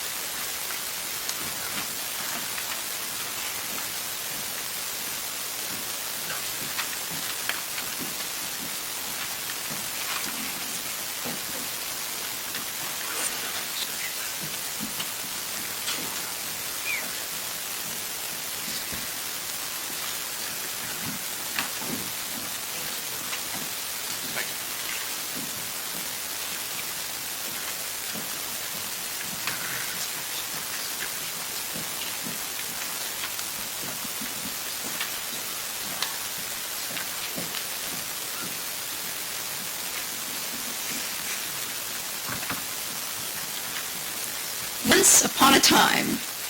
How many times have we heard that sentence? Often we hear that famous line paired with whimsical stories of princesses, dragons, and knights in shining armor. It's almost magical. What we aren't used to are stories that have an undeniable, real quality. Something we can directly relate to. Something that can change the world. Once upon a time, there was a young girl named Sophie who loved the sea. The natural world was very close to her heart. You can imagine her shock when we found it had been horribly mistreated. This is the plot for a children's book, and how a single, regular girl changed the world and will inspire children to follow her footsteps. Today, the Kenai Peninsula is facing a stark reality. Our beautiful Alaskan lands are peppered with trash. Mainly plastics, this harmful foreign material is clogging up our shores, killing our animals, and greatly harming our environment. In 2015, the Ocean Alaska Science and Wing Center conducted a mass coastline cleanup. In the 50 miles of coastline they come through, focusing on the beaches of Bering Land Bridge National Preserve, 22,000 pounds of trash was collected. Notably, no site was completely free of debris. With these harsh statistics in mind, I knew I wanted to help. But how could I use my skills to make a difference? I decided to create a children's picture book that would fill children's hearts with compassion and responsibility to our environment. The story follows the life of Sophie, a young girl who loves the world. At its core, she imagines heading to the beach, looking forward to the adventure, but finds it covered in trash. She helps her animal friends, cleans the beach, and saves the sea.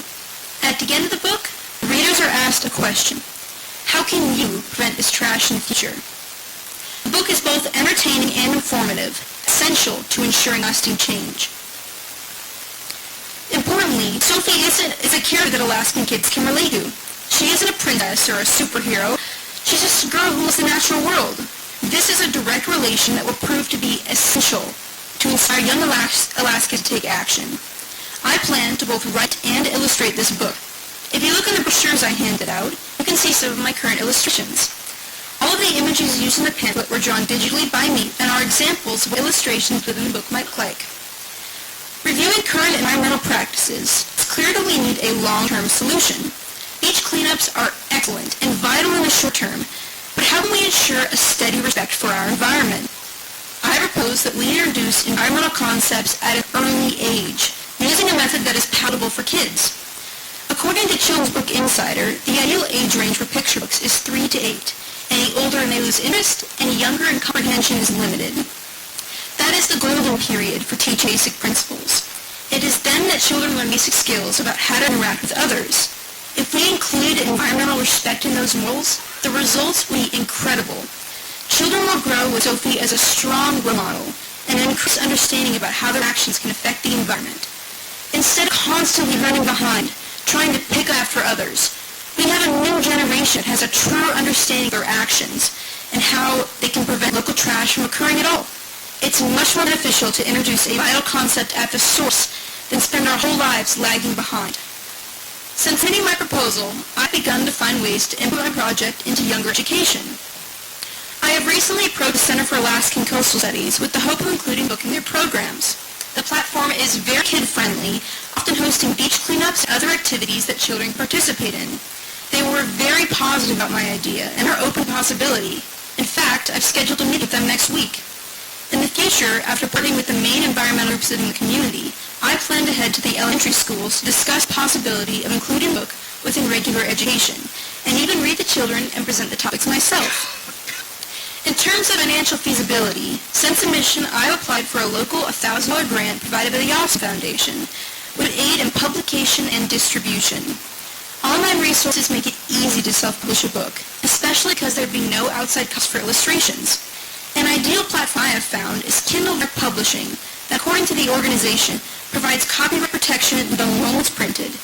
In addition, the company immediately assigns a book with a free ISBN publishing. The specific costs depend on a number of factors, such as number of pages and text type, so it's difficult to get an exact cost, but the general estimate cited for a colored book that has 24 to 40 pages is $365 per book plus royalties. Overall, the book Sophie Saves the Sea will be immeasurably valuable in the knowledge it teaches about our environment. It addresses the problem of local pollution right at the source and doesn't waste time working down the problem. Thank you all so much for your time, and I hope that you will help me and Sophie save the sea.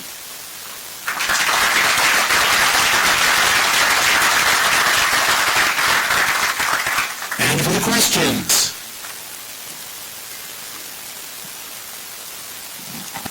It's a great idea, and I have your illustrations are beautiful, and I think kids would really relate to them in a great way. So when you talk about this being published through Kindle, does that mean there would be a digital version, or would there be a digital version as well? Yes, there'd be a digital version, and I can also order them in paperback whenever they're needed. They're printed as they are ordered instead of mass quantities.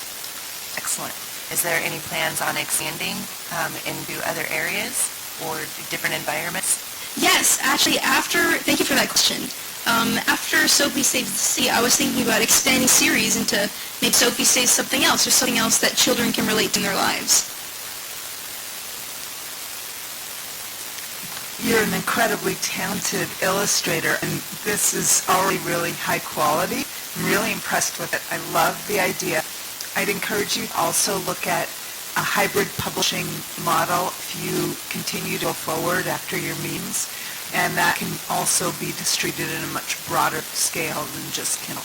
Thank you so much. Cameron, that looks like a question. Well, I was just reminded, one of the most important books in my upbringing was the Lorax, which taught me about environmental conservation. So this is just an extension of that, and it brings it up to date. So really well done and really well presented, and repeating everybody else's beautiful illustrations. Thank you so much. One final round of applause for number 101. Nervous doing these kind of projects on our own. It definitely takes community.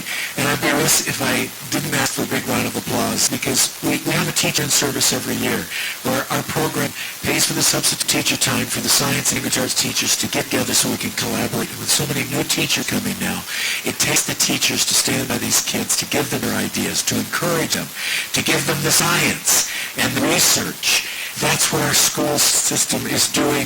That's why I say our future is in very good hands. So let's give a round of applause to the engineers that are over here tonight. For all of you that work throughout the whole school district. And this is caring for the Kenai.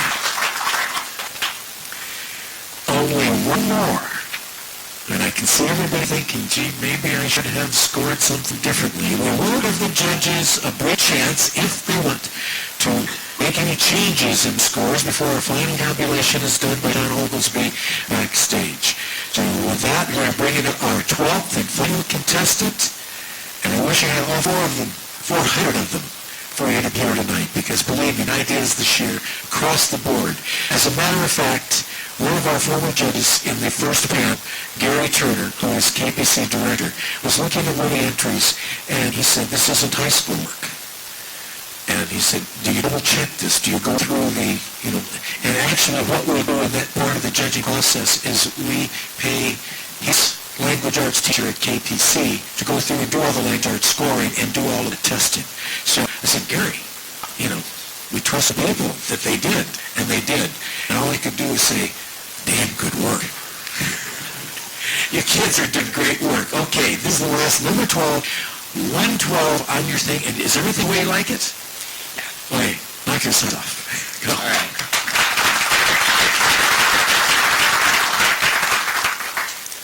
I'm number 12. Thank you all for having me here today. It really is an honor. To kick things off, I'm going to be talking about nutrient runoff pollution, which is a pretty costly danger that is in the Kenai and the rest of the United States.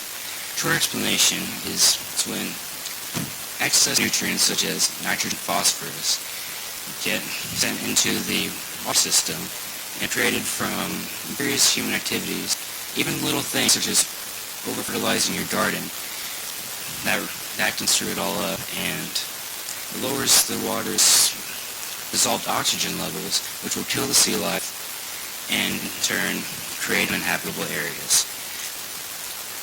The way I want to help reduce and eradicate is by teaching people about the dangers of it and how to prevent it with an educational short video.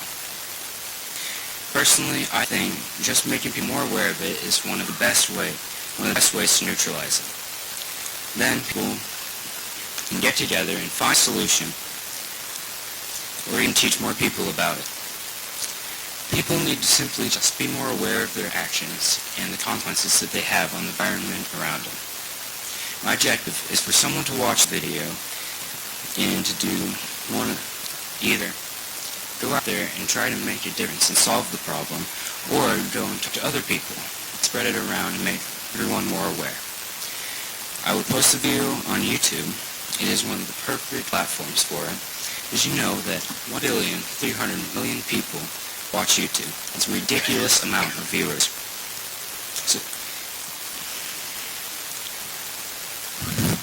So there'll be no shortage of people to watch the video. Plus, there are tons of other educational videos there, so it really is a good way to teach people information they should and probably need to know. I will share it also on lots of other social media websites. And as of 2017, 81% of the American population owned a social media account, including Twitter, Reddit, Instagram, and many more. And if I could get it on all of those, that would be amazing. My video would feature all the important characteristics of nutrient runoff pollution, including exactly what it is, the dangers and causes of it, and most importantly, how to stop and prevent it. I would go to the Kenai Watershed Forum. They would be happy to teach people about dangers in the water systems that are in their own backyards.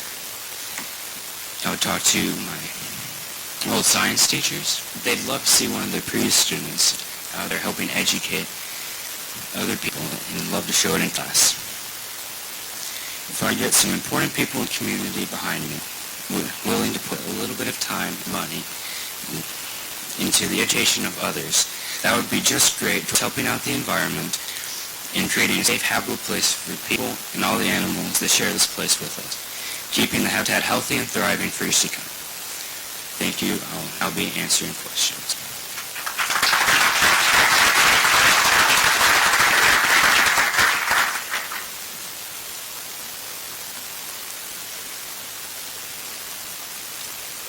I think it's a great idea. Educating people is always the first step in coming up with a solution to a problem. Can you explain a little bit more about maybe how you would structure the video? Do you have any ideas as far as how you would like to see the information really come out? Well, I want to show all of the causes and all the places where it gets really bad.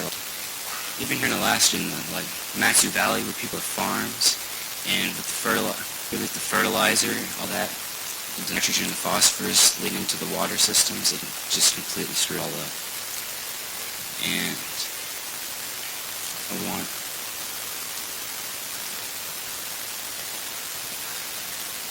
How long do you think this video should be to really kind of have a maximum impact? anywhere from probably around 5 minutes. Thank you. Any other questions? I have a quick one here. Again, a very good idea. How would you produce this? Would be something that you did yourself? Would you have a class do it that does video production? Can you explain a little bit how that would be produced?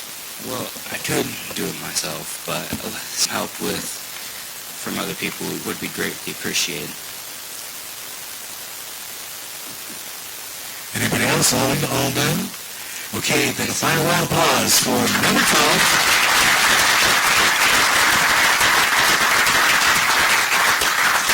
And as the judges are making their final scores, and then they're going to let me know if they want to change any scores, we will give them a few minutes to do that. And then we will ask them their impressions about what has happened here tonight, because I think it's been a pretty exciting evening. The kids are excited, and we only rank the top 6. That's in the vision of the cash prizes that we award, because none of these kids are 12th place, okay? Nobody is last. These kids will have something that goes on their resume that is outstanding as they apply for college or as they apply for scholarships. So they're all winners. It's just we got to rate somehow. So we will announce the test. We'll announce first of all finalists, and then the banquet, which is going to be a week from Saturday, where they will have a pairing with a VIP in our community so that their idea can be taken to the next level. As I let them all know, this is not the end, it's only the beginning. And as you see, some of these kids go out, do their ideas, and then they come back again and get right back up on here, one of the final 12 once again. So, judges, any judge wants to change any scores?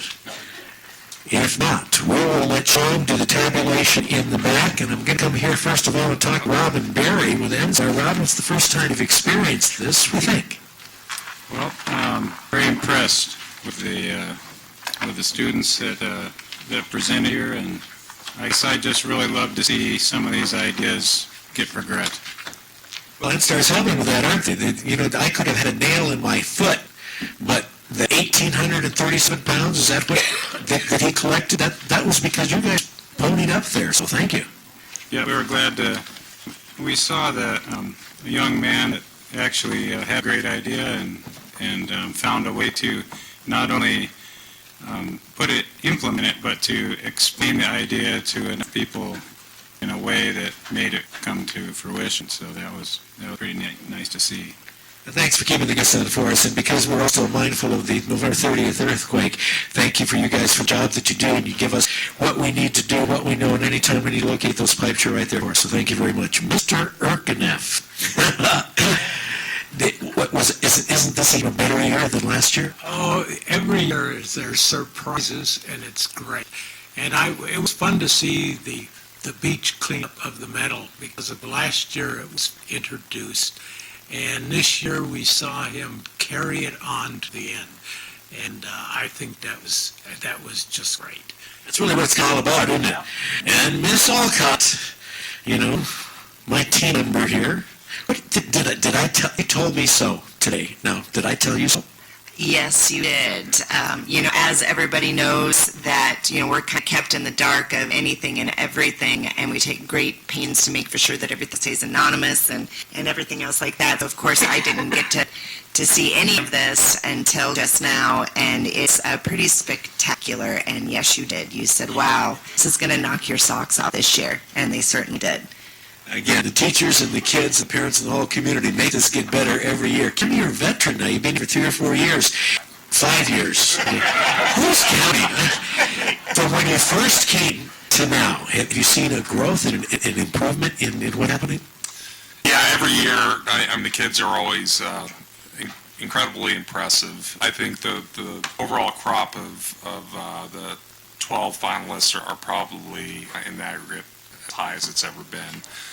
The ideas keep on progressing too. We're not seeing the same thing over and over every year. The execution phase too is really impressive, like with the beach cleanup, for instance. It's not enough just to have the idea, but to put it into action, which is what we're seeing time and time again through this program. It's making our quality of life better here, and what the program is really doing is creating the leaders of this community for tomorrow, and it's, the future is bright, and I couldn't be more impressed and more proud to be part of this. Thank you very much. And again, not just the kids, but it's the breadth. It's not just the big schools that these kids come from, but we from Ninilchik to Cookland Academy to homeschool. The breadth and width of our whole educational system is represented here tonight, and I think that shows a great broad base in what's happening here and the way we're educating our kids. Nels, you work with Eagle Scouts, you work with Boy Scouts, and you're in city government. What a broad, plus medicine, and you've been to Africa. How does this make you being here for the first time tonight? Well, this is a great opportunity. My daughter placed third in this competition many years ago. She would be in the finals this year. It really gets better. I used to be his neighbor back when the bats were upstairs. But I'm really glad that you're here for the first time. Now, Peggy, you've been on the other side of it.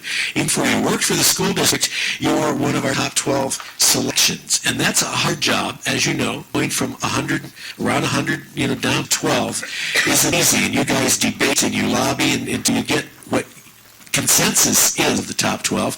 But the first time you sit here, you're representing school district and seen final oral presentations. What do you think? Well, I keep hearing in multiple places in our state that there's a desire to see outcomes, that our schools are effective and what's the outcome. And I'll guarantee you tonight what I saw showed innovation. I think we all saw how one student in particular said, I want this in my classroom, and so I'm going to create things. I saw what we're doing in our schools, and I couldn't be, on behalf of the district, more proud. It's also really fun to be on this end of getting all the different little things. I'm always sitting back there, and I know all the projects, so to be discovering them for the first time tonight is really exciting. How hard is it to actually find a number and to score them? It's really hard. It's hard when we take 100 down to 12, but those are on paper in contrast to seeing the ideas really come to life then for this. Fantastic. Dan, your first time here, but you've worked with these kids over the years with ideas of disaster preparedness. They call you. You don't get paid to do that, but it's kind of one of the favorite things you do, isn't it? It is, and really having great inspiration from our next generation. Putting my professional hat on, and we talk about things that save money, the kids are doing this and that.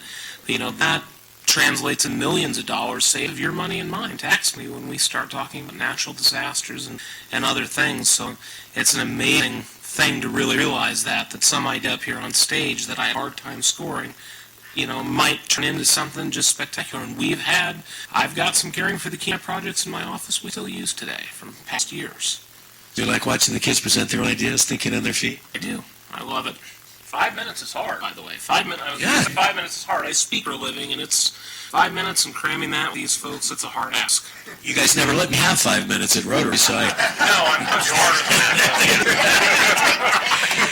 Okay, Harley, here's the question of the superstar. Are you glad you were on stage last year rather than this year? Oh, definitely. I am very impressed about all the presentations. If I had to be up that this year, I would have had some tough competition. But you did have another idea. You didn't have the time to implement as you're doing all the other things. Do you want to hear that idea, or maybe we better keep that a secret for someone? You got more brothers or sisters coming up?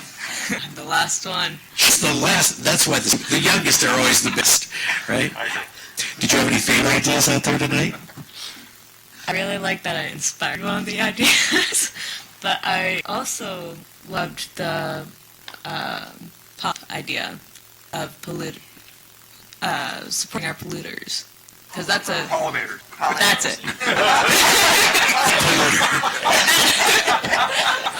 I love all the creative ideas that our kids put forth, and so much inspiration going back and forth between kids, and especially from our community, and all the support that they give. Now, you're an academic athlete in high school, and you started out as a freshman, and now you're graduating, and you've won all the awards.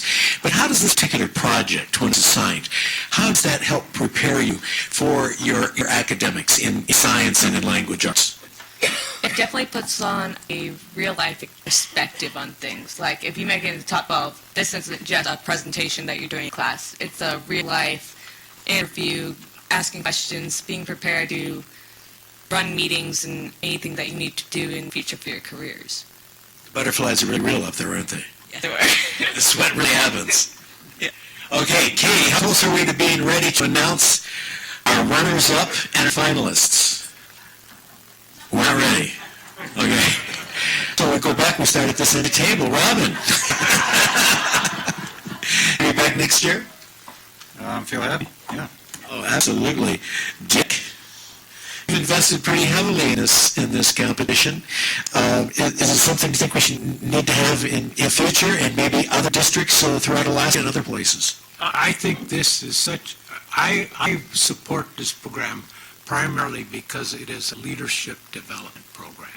And when you see some of these projects that go from idea all the way to implementation, I mean, it is a complete thing. So, and I mean, they have to work with adults, they have to do all these, it's a wonderful, wonderful thing. And I have to compliment the teachers that take the time to work and do this, because it's a different classroom and a different subject matter of developing the kids to do this kind of thing. Don't train them for that in education school, do they? No, it's one of the few things. You're either in athletics or extracurricular clubs, or you do this kind of thing. The rest is academics. This is leadership development. And Marion, over at the Challenger Learning Center, we go through Senator Ted Stevens and the amazing work that he did to get us that type of opportunity for our young people. You see them go through camps, you see their minds start opening up, and this seems to be a natural marriage for what you do over there with this type of competition, because I remember one of our keynote speakers saying, when we go to Mars, we're going to have to be careful of the environment up there too. So it all kind of intertwines, doesn't it? It absolutely does. I couldn't agree with you more. When we spoke about partnering on this project, 4 years ago now, when we started working with you on this project, it was a perfect fit. You're doing exactly what we strive to do at the Challenger Learning Center, and it's just a natural partnership. And Cam, in the future, we're looking to the future now in Alaska, and where are we going to be? What is the industry, going to be in the future? What jobs are going to be available in Alaska? Having raised kids here in Alaska, having them go outside for education, and then realize this isn't Alaska, and wanting to come home. Are there going to be jobs for these type of kids to come home to in Alaska in the future? I think absolutely there are going to be jobs to come home to, because they are creating the jobs right now. And you saw that with the drones, for instance. They are creating jobs in the high schools right now, which is just so impressive. And Meryl, I have some bad news. I really don't want to be here judging again, probably for about the next 8 years. And that's because my children are going to be eligible to compete in this in the next 8 years. And after seeing the contestants here and the resumes they're building and the confidence they're building and the leadership they're showing, I can't think of anything that I'd rather have my kids be doing than participating in this contest over the next. There'll be, I think, eligibility for about the next 8 years.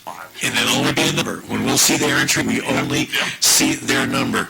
Nels, are there any Eagle Scout projects there that you saw tonight? There's always those, and the nice thing about Eagle Scout projects are things that give back to the community, just like this does. I was just thinking, I did some judging last week for the junior high science projects, and I have a lot of training in physics and biochemistry before I went into medicine, and so I was pretty critical of some of their projects, but I think the advantage of that is that they will develop their critical thinking skills so that when they get into high school, they'll be here and they'll be effective. Now, think of your experience that you had in Africa not too long ago. Compare just briefly the way we teach our kids and the opportunity that our kids have here from those kids that you were working with over there. Well, you know, I was stationed mainly in Ghana, and Ghana's probably one of the most progressive, certainly the most economically and politically stable countries in Africa, even more so than South Africa. But the kids there have virtually no opportunities. They're very, very skilled in memorizing and learning because they have virtually no books. They have virtually no other learning materials. They basically have to memorize and do what they can with that. But they have very, very limited opportunities. Their teachers have very limited training. My wife, for example, spent a good deal of her time training their special education teachers on how to evaluate and deal with their kids because they'd never had any training beyond just their normal schools as to how to even deal with the kids with multiple handicaps. So many things we take for granted here in the Limit 3. Cam, did I see a comment there? Or were you telling me that they're ready backstage? I would check. Hey, how are we coming?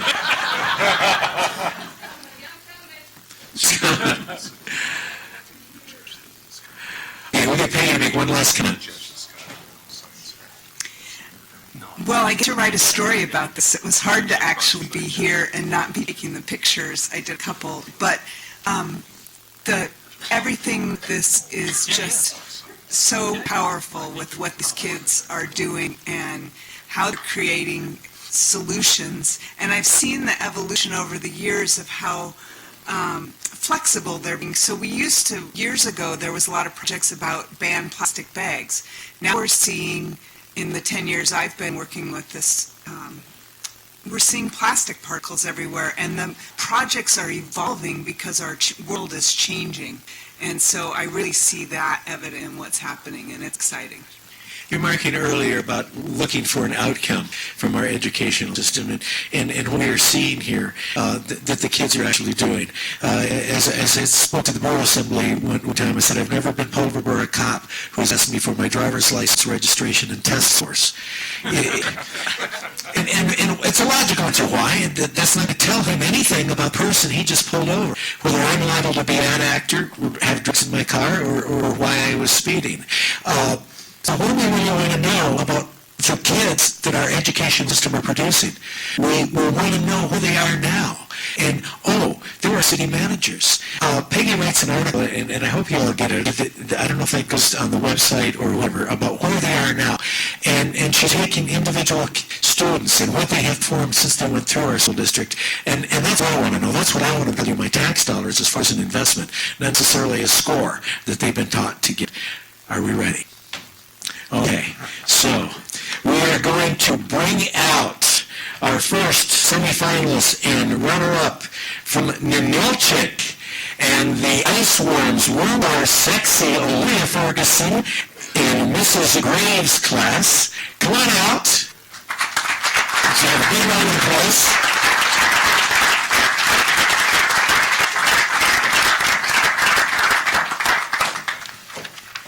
Okay, you can present her with her sweatshirt. Now you can put your sweater on. And do they the hoodie hat too? Okay.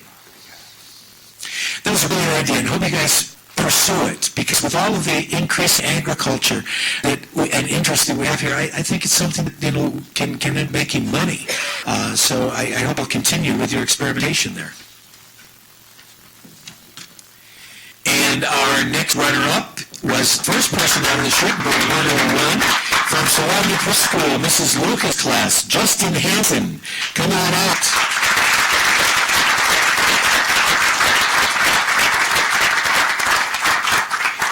And our next runner-up is from right here, Kenai Central High School, the home of the Cardinals. Mr. Adair is that teacher. Shauna Hudson, her idea about solution for pollution.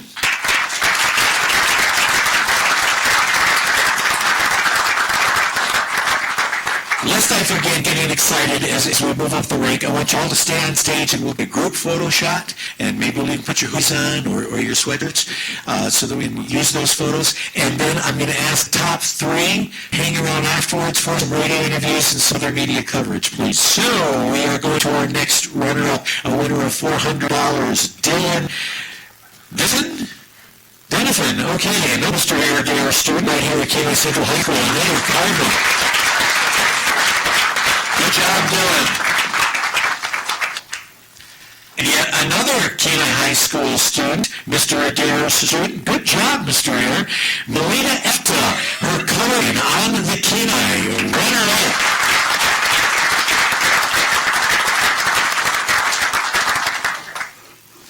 And our next runner-up, how do you keep somebody anonymous who's on at least 5 front-page stories about his magnetic rake and what he did last year? So I know you all know, but it really proves that if you follow through, guys, this is just the beginning. You can not only be backed, you can go a lot of places with your ideas.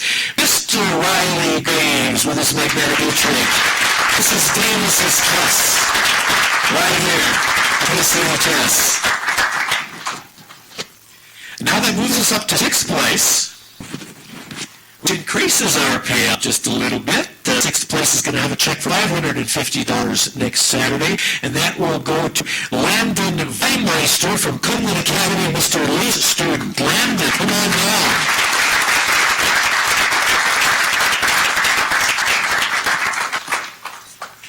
And in 5th place, the recipient of a $650 cash prize, another Mr. Leaf student from Cumberland Academy, Jacob Top. Jacob.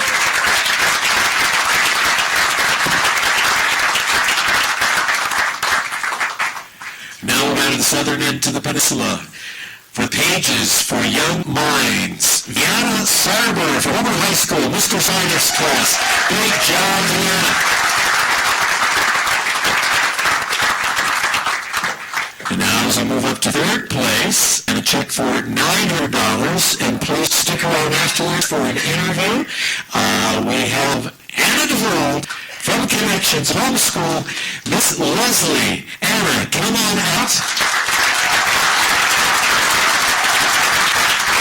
And I expect you to see more of you as a homeschooler. She used her high school curriculum, but she's only 13 years old. She's got 5 more years to be doing this. Go pollinators! Yeah. Oh, that's the final 2. Oh my goodness. Isn't this a surprise? My goodness. Katie's been working with these kids all year long, and we get kind of close, and we get our favorites, and okay. 2nd place money, which is $1,100 from Seward High School. Mr. Riesling's team, they're on their way to compete in Anchorage tomorrow at the Lions Fair, and this is the Floods Flying and Fun. They played off the keyboard too. That means our 2019 winner in 1st place from Homer High School, the home of the Mariners, Austin Klein, Mr. Stein's teacher. 1st place money, $1,600 for plastics being reimagined. We move into next generation or what? To our Home Patrol, winning all our burdens, and to all of our judges, thank you. Frank will be a week from summer. I hope to see most of you. Happy birthday, Cam. I know you're going to be up watching the show. But thank you for showing up. Thank you for participating. Thank you for making comments throughout the year. And next year is going to be our 30th anniversary. My goal is to have $30,000 for 30th anniversary to bring to the classrooms. So we hope to see you next year. God willing. Thank you very much to our teachers. Make me a good night, kids. Meryl, do you want to move out of the way so you have more space? Yeah. Bring the kids in front of the whiteboard too. Yeah. I can't get out here. Yeah, if you can't get out. Yeah, right. I don't have a chance. Can we get the jaws of life, please? You can't. You have to go backwards, you can't go forward. I just... No. I'm not sure I get it. Hey, Meryl, we have an idea for public safety next year is give us some room so we can breathe. Please. Remove ourselves. And look underneath and see where my knees are. This is worse than coach. This person, the center seat in the back row next to Val. Oh my gosh. Need to do on the chair. I don't even get it.